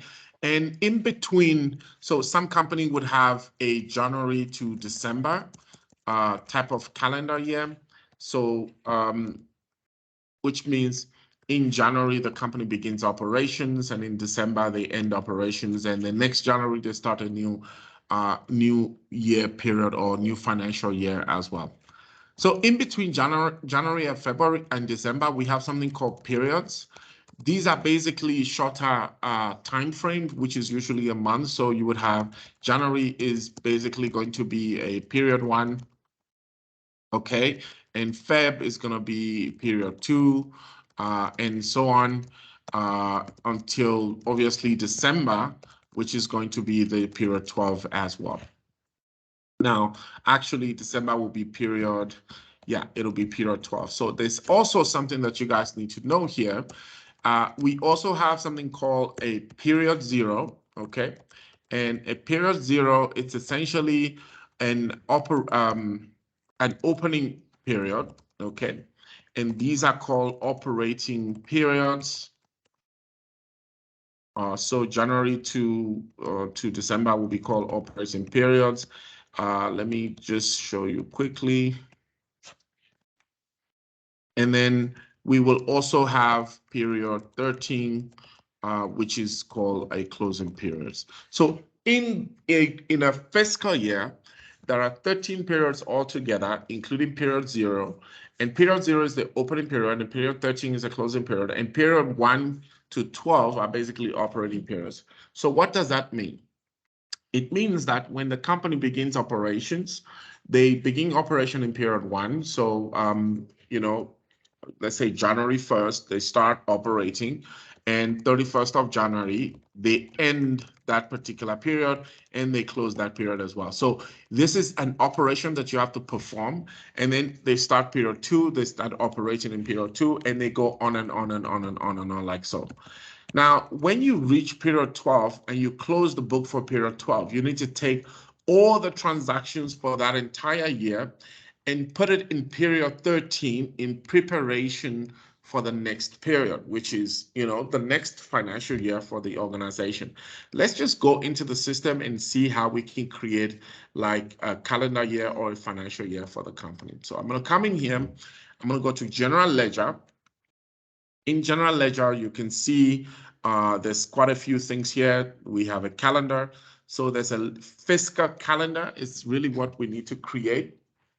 So I'm going to go to the fiscal calendar, and I'm going to create a new calendar, and I'm going to call this calendar ITTS FSC, okay, fiscal calendar, or FC, ITTS fiscal calendar. Okay, so let's say ITTink calendar begins, and it's very unlikely some companies have a calendar year and a fiscal year. So a calendar year, obviously, we all know January to December is a calendar year, and for some organization, calendar year is the same as the fiscal year, which means, they operate from January to December. But for some company, your calendar year can be different from your fiscal year. Your fiscal year could start in March and it could end in, February. So in our case, let's just make it simpler. Let's say our calendar year is the 1st of January, and you can see automatically the end of the fiscal year will be 12th of 31st as well. So if I change that to the 1st of February, like so, you can see that you would have to adjust this as well to the 1st of January 2023 in this case, not 2003, 2023 in this case as well. So this is a 1-year period.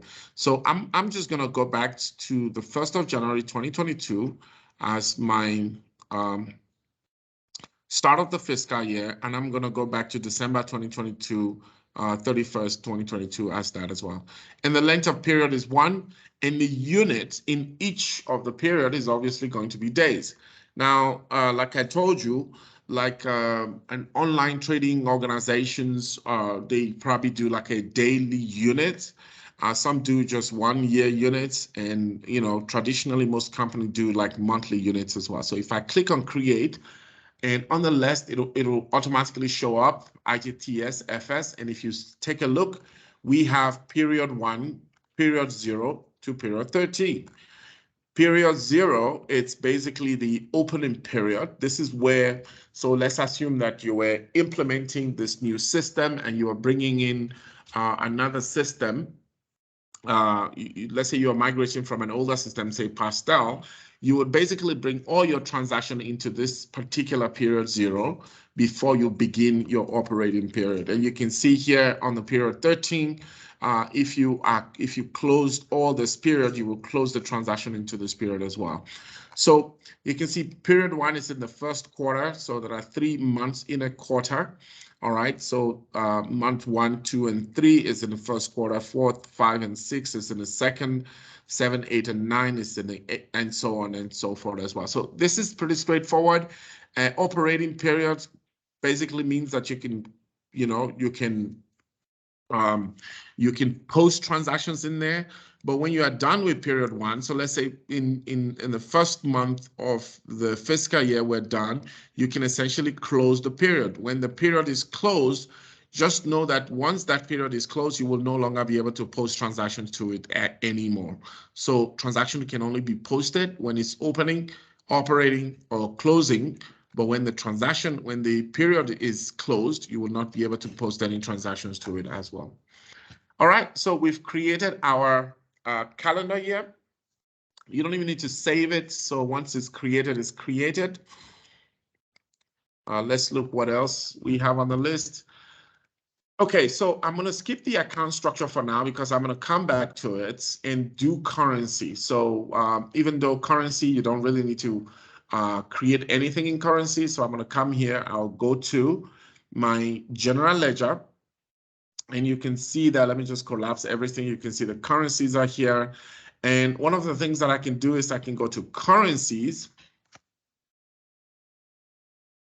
All right. And luckily, every single currency known to man, it's already in the system. So if I go to USD, you can see it's there. ZAR, it's a South African rand. You can see NGN, it's a Nigerian money. And then so there's just a lot of all the currencies are pre-created in the system for you already. But there are situations where you actually need to create a separate types of currency, even though it's not real currency. So for example, like eBucks from FNB, for example, is a type of money that has a unit. And, let's say, for example, 1 eBucks, 100 eBucks is equal to 1 rand, or I think 1,000 eBucks is equal to 10 rand, or something along those lines. You can come in here and you can create a currency. You can call it EBK. Okay, like so. And you can say this is FNB eBucks. So it just says that you can't have the EBU field currency code is not found in the related ISO standard. Yes, of course. I mean, it doesn't exist. So you can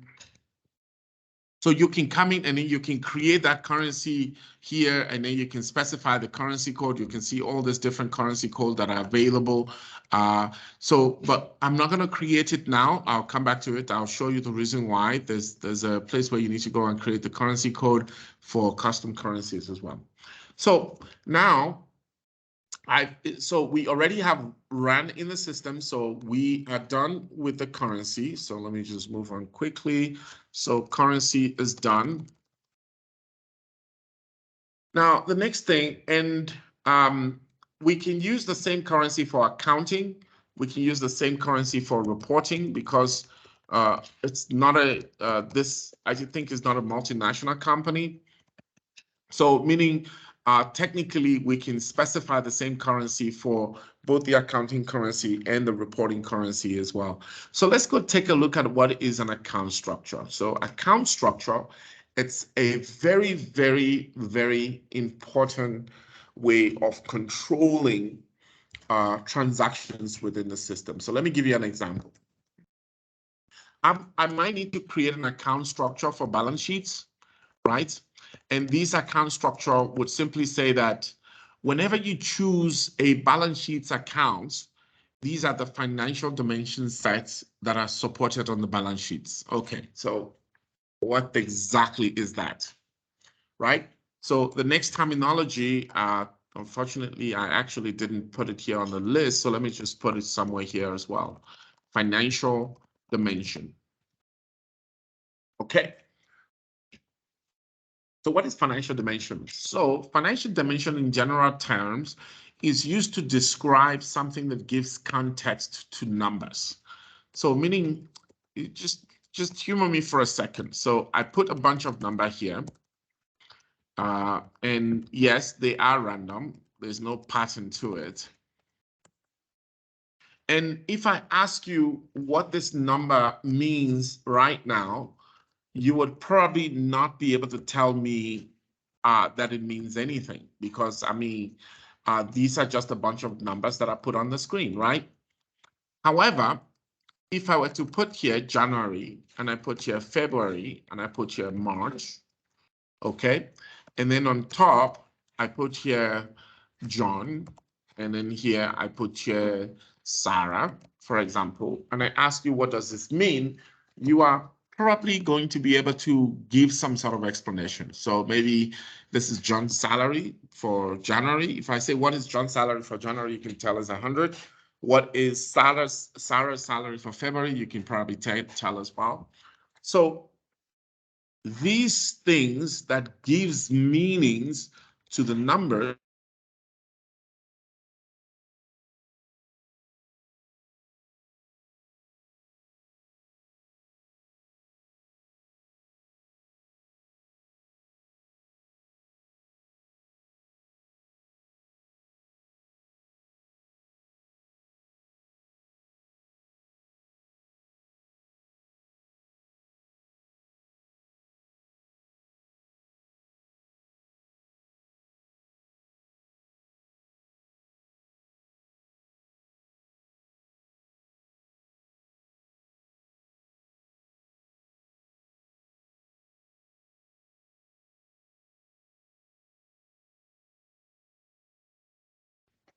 Obviously, the internet is a serious nightmare.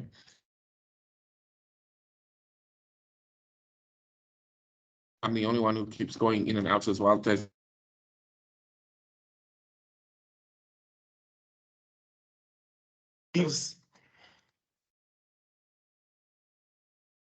gives meanings to these numbers as well.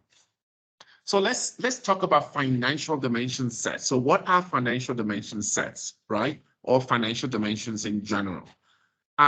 If, for example, let's talk about expense because expense makes a lot of sense. Balance sheets might not. If, for example, let me choose a random name, someone from the organization traveled to a location for an event, right? And they, when they come back, they submitted a bunch of invoices. So let's say they spend 3,000 Rand for hotels, they spend 1,200 Rand for food, and they spend maybe 600 Rand for toll as well. Now, the question is, whenever you submit this, you need to specify who spent this money, right? And sometimes you can specify by a person, right? Or you can specify by a department that person works for, right? So I can say this was spent by someone in the IT department, and this one's spent by someone in the sales department, and this was spent by someone in administration. Okay, now these three items represents a department within an organization, and that makes sense. Okay, cool. So meaning you can create a financial dimension called a department, and then you can have a bunch of all your department inside of it. So let's say you also want to do it by location. So maybe, for example, a laptop was purchased and that laptop needed to go to a particular location. Well, maybe you have the location by province, right? So here you can say Gauteng is a location. You can say, for example, Tshwane is Tshwane was Northwest, all the different provinces that we have in South Africa as well. Or you can also say, for example, maybe sales territory. So sales territory can also be a financial dimension, so that when a sales is made, you know that this sales is made by Sales West or Sales East, okay, or Sales North, and so on and so forth and so. Okay, so we can go into the system and anticipate that whenever someone does a travel, we need to specify that financial dimension set.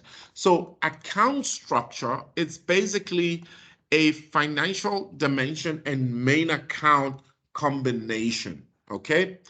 A financial dimension and main account combination. So essentially what I'm saying is that if I tie a particular financial dimension, like departments, to the expense and to the income, for example, you will not be able to post anything to any of this transaction without specifying the departments. I'm not sure if that makes sense, but let's go have a look in the system. And then once it's configured, I can assure you it will make a little bit of sense, or a little more sense than this as well. But the only thing you need to know right now is that an account structure represents a combination of main accounts. So for example, the fuel expense, and a financial dimensions, for example, a department. And the department in this case represents obviously a particular department that spend that money. So in the system, for us to do that, there's two things we need to do first. First, I'll show you how to create a financial dimension. So I'll do that by going to General Ledger. And in General Ledger, if you expand chart of account, you will see dimensions here, and you will see financial dimensions here. Now, luckily, there are a lot of financial dimensions that are already in the system that we can use. I mean, bank account is a financial dimension. Cost center is a financial dimension. You can see customer is a financial dimension. Department is also here as well, but you can create your own. To create your own financial dimension set, all you have to do is come here and click new. And then you can say, well, I can create it based on any of this that's already in the system, or I can just create a custom one. So when I create a custom one, I can call it sales territory. All right. And so that's my financial dimension set. When I do that, I just need to click save. And then the financial dimension says it contains invalid characters. Yes, the financial dimensions cannot have a space in between. So let me just do that. And let's save it. Okay, so financial dimension set created. Now I need to specify the value. So I can say dimension value. So when I go to dimension value, I can create one value and I can say this is sales east. So I'll call it sales SE for sales east. Okay, I'll save that. And then let's put another value there. So let's say sales west. Okay, so sales west. These are our sales territory, sales north, SN. So this is sales north. And then sales south, SS, sales south. All right, and then I can save this and you can see all my financial dimension now exist in the system. So if I close that, I now have a financial dimension. Before you can use this financial dimension, it's called sales territory, you need to activate them. So because we're using a demo system, it needs to be put in a maintenance mode before you can activate it. I can go to LCS, but we're not going to do that. We're just going to take one of these financial dimensions that is here, and we're just going to use it when we are there. So the next thing we need to do is, now that we have a bunch of financial dimension, we need to create what is called an account structure. So if you come down to structure, you can see here it says configure account structure.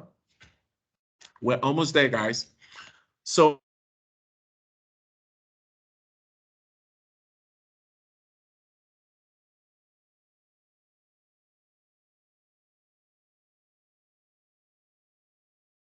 open here and say new.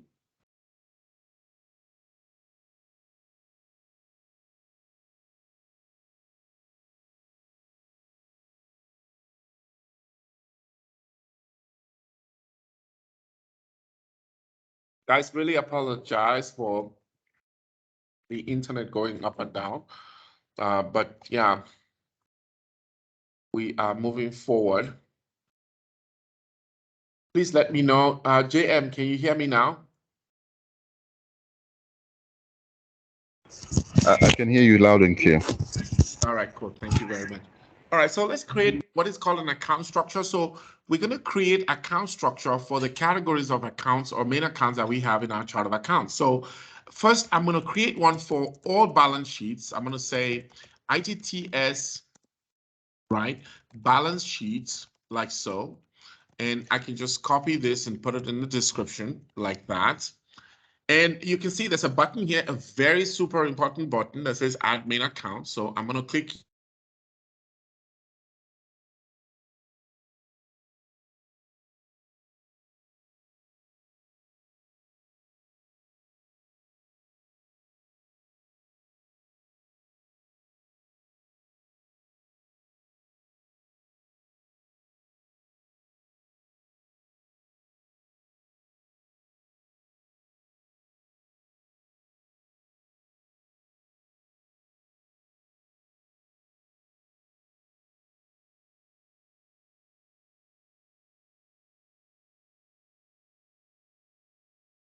Oh, guys, yeah, this is a bit frustrating, but I'm back again.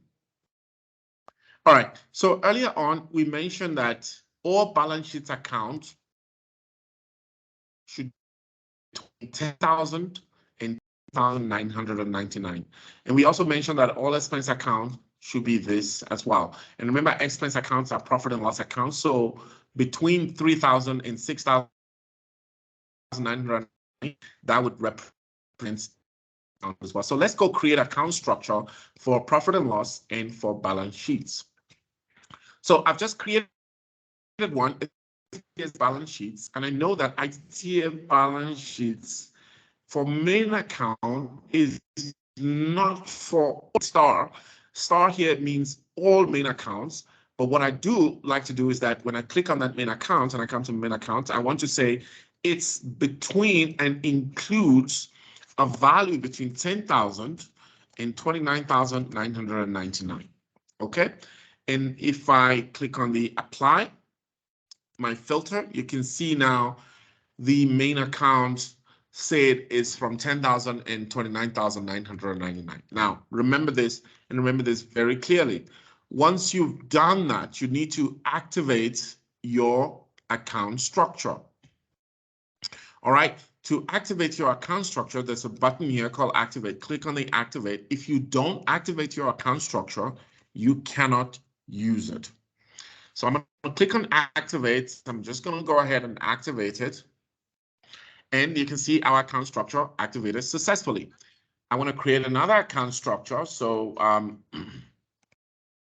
going to create another account structure by coming here and saying new account structure. So here I'm going to say ITTS profit and loss. So let's put and loss. Okay.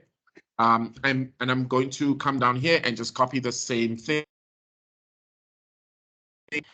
ITTS profit and loss account and create it. Remember, I also want the main accounts to be added to it. So when I click on the create, I will also be able to come down here and say it's between and include.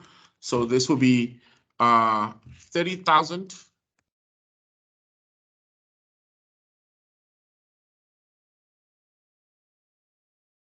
Both the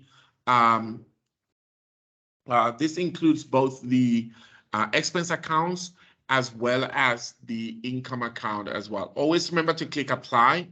And once you click apply, you can see there the range is 30,000 and 69,999. Also remember to activate as well. And then when you do activate, you would automatically, you would get a notifications. You want to do this in batch, yes, go ahead. You have now successfully activated your account structure. So 2 account structure is enough for us to move forward right now. So we've created a fiscal calendar. We've created all our account structure. Okay, we created a financial dimension set, right? And we're almost there, actually. So the 2 more things that is left for us to be able to set up our ledger is basically exchange rates. So we have a default exchange rate. I'm just going to use that. And then I'm going to use default exchange rate for both accounting currency and reporting currency. But let's explain what exchange rate is. So exchange rate is very interesting. So for example, we have a USD account and we have a South African account. Our USD account post-transaction in dollars and our South African account post-transaction in Rand. If we say at some point we want to borrow some money from the USD account and put it in our South African Rand account, well, some sort of exchange rates needs to happen in between, right? And these exchange rates needs to use a particular rate to do the calculation. And unlike the way you and I do it, when it comes to a financial system, you need to determine or define an exchange rate for the month or for that period. So let's say, for example, now we're in October. If I create an exchange rate for October and I use it for October, I would use it throughout the whole of October. Yes, I know you're thinking, what happens when the rate is different from, when I originally created? We have something that allows us to be able to track all the penny differences when the transactions actually happen. So I'm going to go back to general ledger. All right. And when I'm in general ledger and I go to exchange rates, you can see in my currency, I have my exchange rates. And what I want to do is I want to do a currency exchange rate types because that's the, that's what contains the exchange rates. And you can see there's a few exchange rate types in the system. I'm just going to create one. So I'm going to click new. We're running against time. I want us to be able to post some transactions today. So I'm going to just call this ITT ES H, so ITT exchange rates. So I'm just going to call it like that. And I'm going to use this rate for both my accounting currency and my reporting currency as well. So I'm going to save, and we're not done yet. So when you save and then you click on that exchange rate type, then you need to define the exchange rate inside the exchange rate type. So the first rate that I'm going to do is going to be from a USD. So I'm going to say USD to ZAR. Okay. And conversion rates for one factor, so one USD is equivalent to, so on this particular date, so let's say, for example, in the month of, so this is going to start on the 1st, let's just say on the 3rd of October, the rate is 18.5. So that's how much Rand is equivalent to the USD. And if you want to use a different rates the next month, you can come here and say, yes, starting from the 1st of November, you're going to use a rate that, let's say, for example, the rate came down a little bit. Well, I think it's going to go up more. And then you can specify that as well. So 20 Rand, 11 cents is equivalent to $1 as well. So you can build all your exchange rates between dates so that when the time comes, if the exchange rate is different, you can essentially just use the latest one as well. I'm also going to show you something, I mean, I'm sort of just choosing my exchange rate out of thin air, right? There are times when you want to get the exchange rates from an exchange rate provider, so you can do that. So if you go back to currency again, general ledger, currencies, you will see that we have something called exchange rate provider. Where is it? Exchange rate provider. When you click on it, you will be able to specify and create exchange rate provider that you can use in your application. So there's Oanda, there's Central Bank of Europe, Central Bank of Russia. So I'm going to choose the Central Bank of Europe and click on the OK button. So you can see these are API endpoints where your exchange rate is essentially going to come from. So if I click save here, all right, and then close, you have an exchange rate provider. And later on, if you want to pull an exchange rate, you can essentially just pull the exchange rate from a particular provider as well. So let's just move on and look at how to sort of, so at this point in time, we have sort of configured everything that we need to be able to go ahead and create our ledger. So guys, remember, a ledger is the most important thing in a financial system. And to configure and set up a ledger for any financial organization using Dynamics 365 ERP, you need a chart of accounts, you need a fiscal year, you need currency, you need main accounts. So pretty much everything that is on this list here, we're doing all of this so that we can get to the ledger. And we've created a legal entity, we've created number sequences, we've created chart of account, we've created a fiscal calendar, we've created account structure, and pretty much everything here, it's a basic requirement for our financial system. So let's quickly go have a look at how to create our ledger. So I'm going to come here to general ledger. I'm going to go to ledger setup, and then I'll go to ledger. And in the ledger, you can see a chart of accounts is required, a fiscal calendar is required, account structure is required, currency accounting, reporting, exchange rates is required. If I can supply all this information, my general ledger is fully configured. Let's go ahead and do that. First, ensure that you're in the ITTS company. So I'm going to go to edit. I'm going to do a drop-down list on chart of accounts. So right there, ITThink chart of accounts, I will choose it. I'm also going to do a drop-down on the fiscal calendar, and I know that we have one for ITThink, so I'll choose the ITThink fiscal calendar. I need a currency. Now, you might be tempted to want to add an account structure first. It will not until you've solved all the things with a red asterisk. So I know that the currency is ZAR, so South African Rand. I'm going to use the same currency for reporting purposes. I'm going to use, I also know that I need an exchange rate, and then we created one called ITT exchange rates. And I'm going to use the same rates for currency, and I'm going to use the same rate for my budgets as well. Okay, so budget is a module that is coming up a little bit later on. So let's add our both account structure here. So I'm going to click account structure. I think the first one was called IT Think balance sheets. Can you see it right there? So I'm just going to click on it and click select. Yes, do the recalculations throughout the entire ledger and synchronize. And then the second one is ITTS profit and loss account as well. Oh, it says the synchronization is currently in process. So this is the process of adding the adding this balance sheet account is still underway. So if we just wait in a matter of a few seconds, so if I go to ITThing, click there. So if it doesn't, you just need to give it a little bit of time.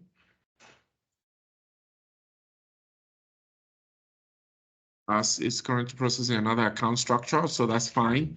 So what I can do, I can just save this, all right, and maybe come back to it and add the account structure later on as well. So let's try one more time. Click select. Okay, it's still ongoing. So the process of adding the account structure would initiate some sort of synchronizations and calculations based on the financial dimensions that exist in the system. But for now, we can move on with this as well. So there was something I did forget as well to do in the account structure. So bear with me. I'm going to go back to the account structure. So accounts, and underneath structure, you will see account structure.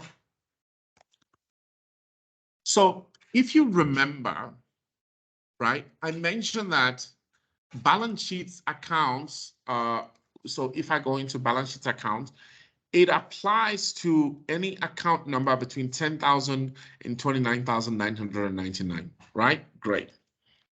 And I said that a balance sheet account does not require a dimension, only because, I mean, when you do a deposit, you just do a deposit. You don't need to capture for which company. You know which company the deposit is for one of your bank accounts, which happens to be there.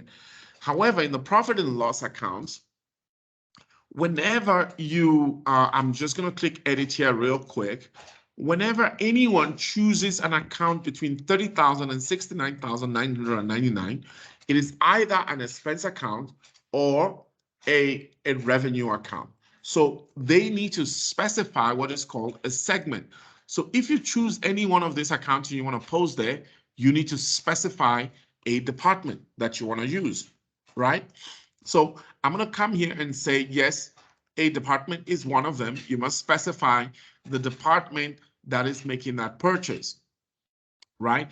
And if you want a department and you want to add another segment, so let's say, for example, you want to specify the location and you want to specify the department. We also created what is called a sales territory earlier. So I'm going to come here and just look for that sales territory. If I can see it. Okay, that's fine. I can just choose a cost center, which is almost very similar to a department, but let's just go ahead and choose a cost center and I'll click OK here. So you need to first specify the department and then you need to specify the cost center in that department as well. So that is really what this means, to say you can't post a transaction in a profit and loss account unless you specify the department and the cost center that is incurring that as well. So I'm just going to reactivate this.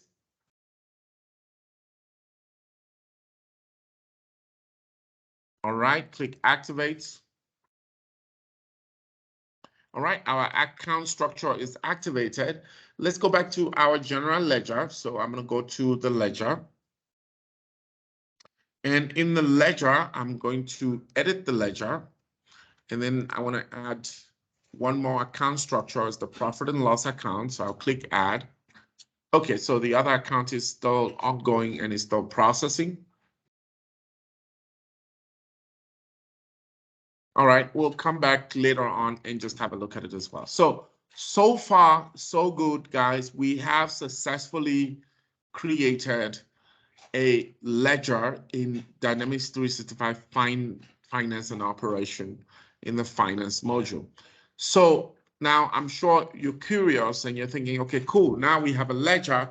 How do we post transaction? Let's say someone from a particular department in a particular call center went on a travel and we want to post this in the system. Well, the way that you do that is by using what is called a journal. And if you remember correctly, a journal simply means record, like take a record of something. So if I go to General Journal, all right, and the way that you find a General Journal is you go to General Ledger, and in General, so if I come here and I go to General Ledger and you see the journal entries, so let me just collapse everything. And if you expand the journal entries, you can see we have General Journal. So if I click on the General Journal, I should be able to create a new journal, but there's something that is missing. We need a journal name. So because there are different types of journals that you can post, that you can record, like what if it's an invoice? What if it's just a general expense? What if it's, whatever it is? Well, you need to go create the journal names that would allow you to be able to post a journal. So I'm going to delete this and I'm going to show you guys how to create a journal name. So you go back to General Ledger, and in General Ledger, you go to Journal Setup and you go to Journal Names. So when you click on the journal names here, I'm going to create a new journal. All right. And then I'm going to call this Daily Journals. Okay.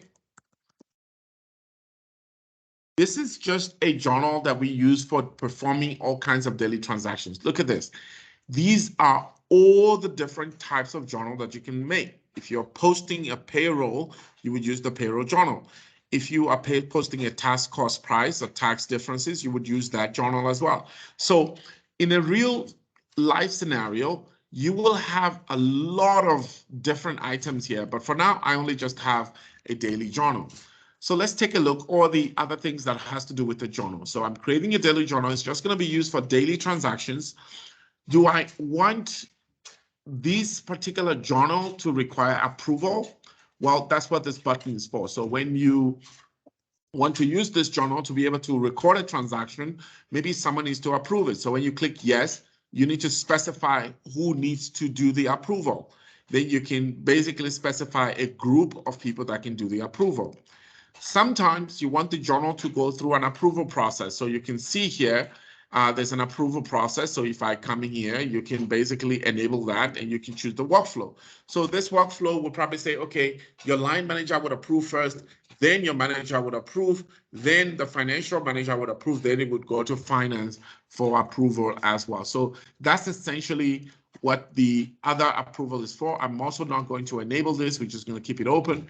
If you say, for example, you want this to be open, but you want to block for a specific group in the company, you can do that by coming in and say, hey, all the test group or all the contractors should not be able to do an approval as well. So these are basically some of the things that you can do. You can also specify a posting layer. We'll talk about a posting layer later on. Most importantly, if you remember earlier when we created the number sequence, well, journals do not automatically have a number sequence created for them. So here it's saying that you need to specify a voucher series. Well, voucher was the formal name that was given to number sequences. So both number sequence and vouchers are exactly the same. So we need to go create one that we're going to use for the journal. So let's go ahead and do that. I'm going to go on the next tab here. Okay, so this is an important thing that you need to know. I can either go to the next tab here and go to the number sequence window and create a number sequence from there, or I could right click on this little drop down in the voucher series and I can say view detail. What this will do is it'll open and it'll actually take me to the number sequence window where I can create a number sequence for this company. So I can come here and say, this is a daily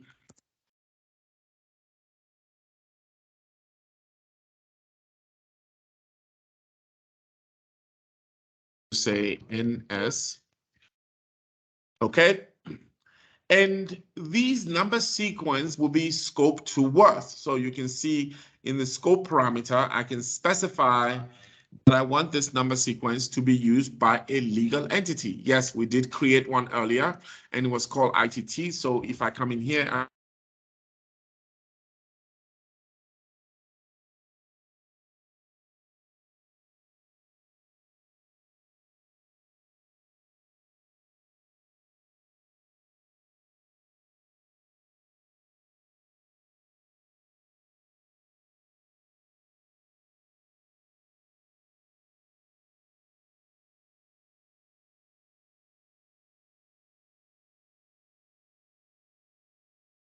I type to ITT as a company. So there we go, ITTS.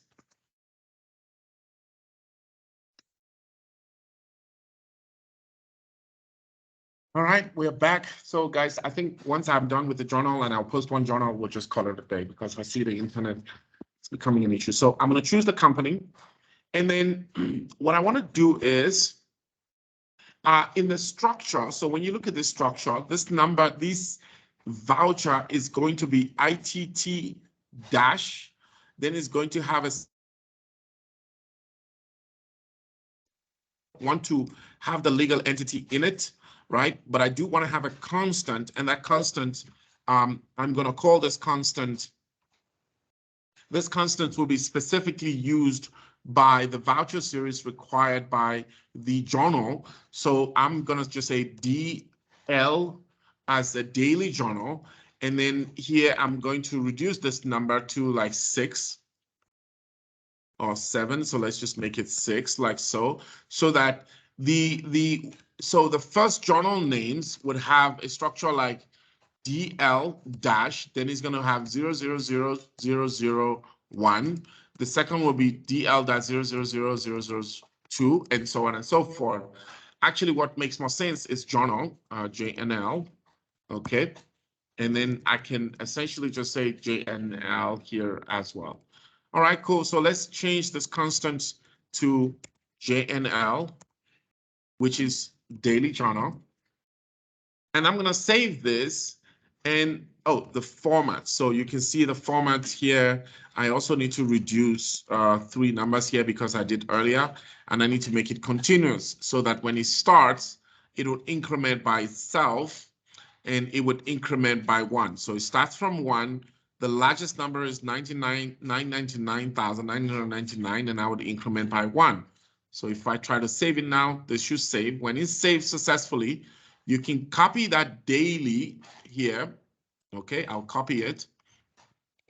And then I can close this blade that is sitting on top of our, all right, and then I can paste it here. So if I paste it here, you can see the daily journal would automatically use as well. Series daily does not exist. Of course it does. We just created it.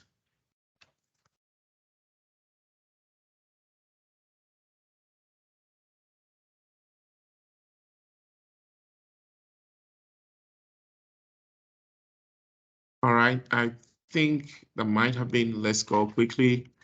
So get started, go here, go to module organization. So remember where you create number sequence earlier. So you go to there. And then I think I created the daily journal. There it is.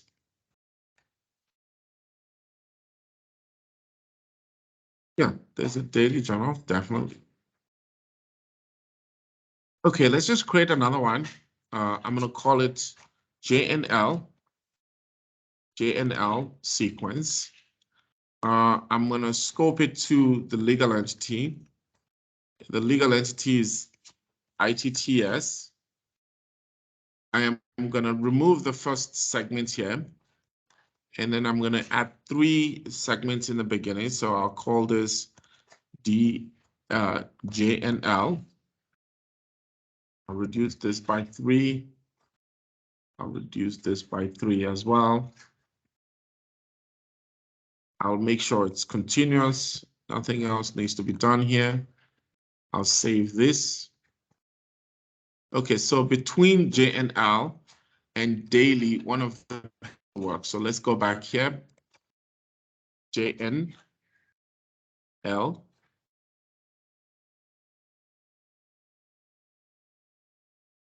So let's try to save. Someone, you must enter valid. That is absolutely valid. So let me just refresh.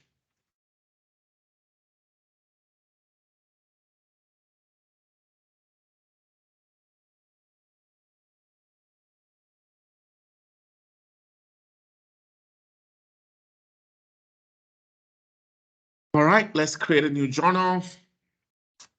I'm going to call this a daily journal. And I'm going to use the daily here. And then I'm going to JNL is the journal. That is so interesting.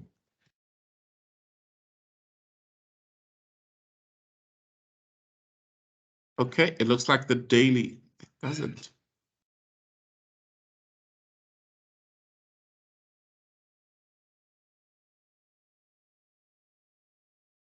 Oh, that is so. Save this. That number sequence definitely exists, and it's for this. For some reason, it doesn't show it here.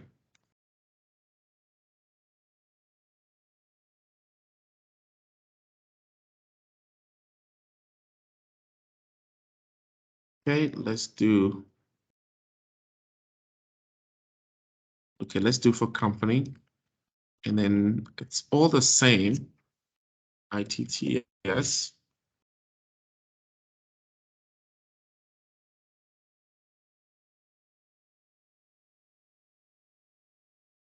ITTS.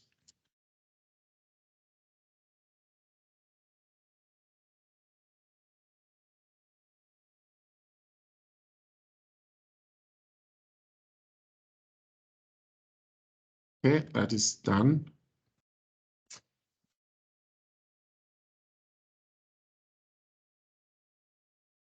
Doesn't exist.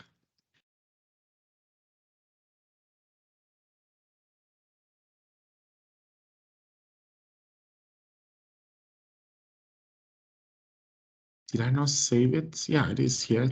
ITTS. Doesn't have a name.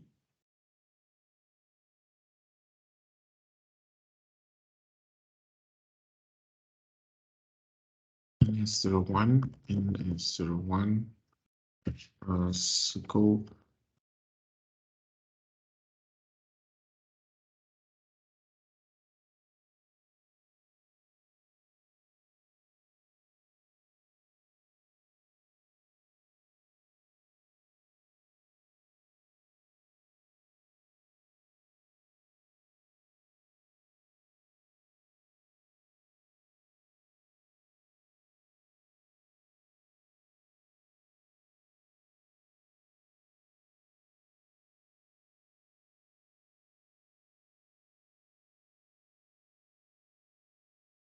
We don't have any error, so it seems to be creating it, but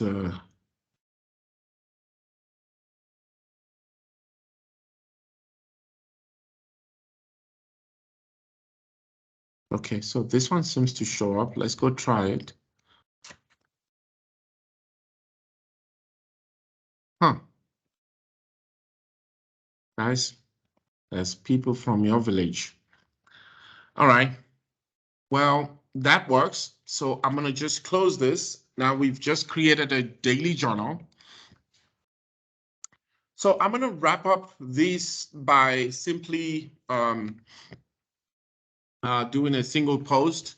And if you want to post transaction in the general ledger, you can go to GL. And in GL, then you can go to general journal. And in the general journal here, you can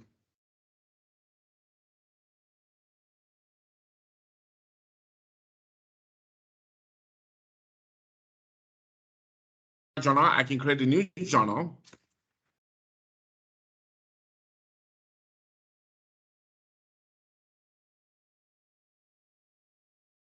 Let's wait for it. Along.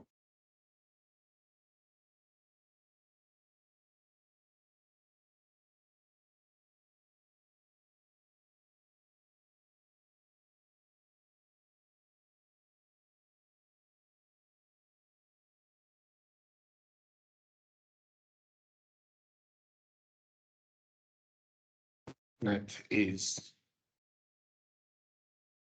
All right, cool. So now you can see the journal name that I was talking about earlier. So it's created a batch for us now, so we can select. So this is the batch number for general journal, but the daily is the name of our journal name. So if you now want to specify the transaction that you want to post, you go to lines. And then in lines, you'll be able to now specify, you know, the transactions that you want to post. So what I'm going to do is, let's say someone from the department went on a, so I'm doing the ledger transactions. Today's date is the transaction. So look at that voucher series that we created. So you can see there is ITTS 0001, and it would just increment automatically by itself. If I create another line here, you would see it will be ITTS 0002. Oh, I haven't posted that yet. So once I save that transaction, it would increment automatically as well. So let me just delete the second one.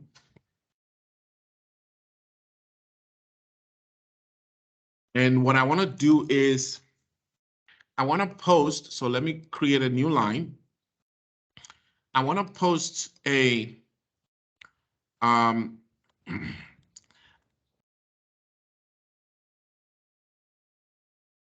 so let's take some money out of the petty cash, okay? And then we can say per diem. And then let's say we took 500 out of the petty cash, and then so the interesting thing is that when you're dealing with the balance sheets, we'll talk about this. This is an accounting thing. To increase the money in the petty cash, you do a debit. To reduce the money, you do a credit. So that is in the wrong place. So I'm going to put that there. So we're taking money out of the petty cash. We're using it to pay for a, oh, we don't have another account structure. Oof. Sorry, because the other account structure is the one with the travel expense. So let me just close this, and let me close this as well. We can always come back to that journal. Let's go to our general ledger. And in our general ledger, we go to chart of accounts, we go to configure account structure. And in here, it's the profit and loss account. Okay, everything is still fine. We have a department at a cost center, just checking that to make sure. And then we need to now go to a chart of accounts. And then we go to chart of accounts, and we need to add our structure. So you see the importance of having a structure. I think it's ITTS. All right, so this is our chart of accounts. We do that from the ledger, actually. So ledger setup, ledger right here.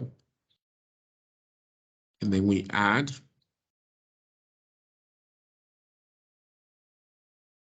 Okay, so now we're able to add the ITT profit and loss. So you can see now we have two structures here. So, and as you can see, without the structure being available, I was not able to basically do any calculations with it as well. So let's just recalculate. It does it automatically anyway, but let's do a recalculation of the ledger period so that the distributions can be done appropriately. So now let's go back to our journal. So I'm going to go to general ledger.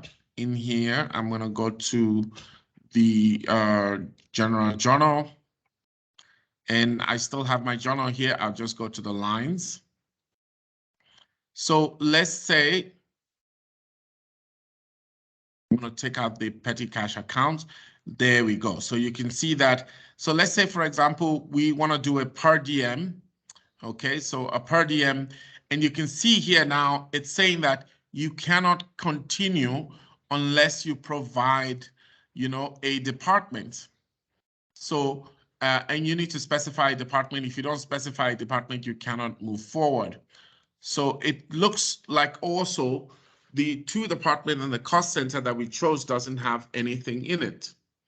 So we can choose our per diem, and the department has no data in it. All right, but if the department had the data, we'll select the department and we'll select the cost center.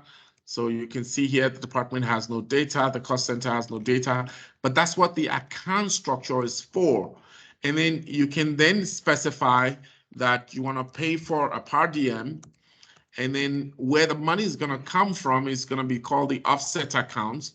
So we're going to take the money from the petty cash, and you can see the petty cash does not require any financial dimension, because the financial dimension does not apply when you're between 10,000 and 29,999, but the petty cash only, the transaction only applies when you're between, financial dimensions only require when you're between 30,000 and 69,999.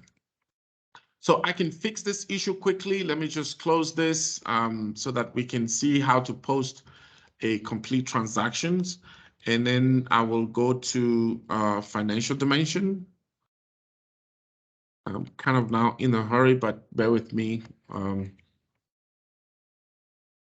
And then I think it was called departments.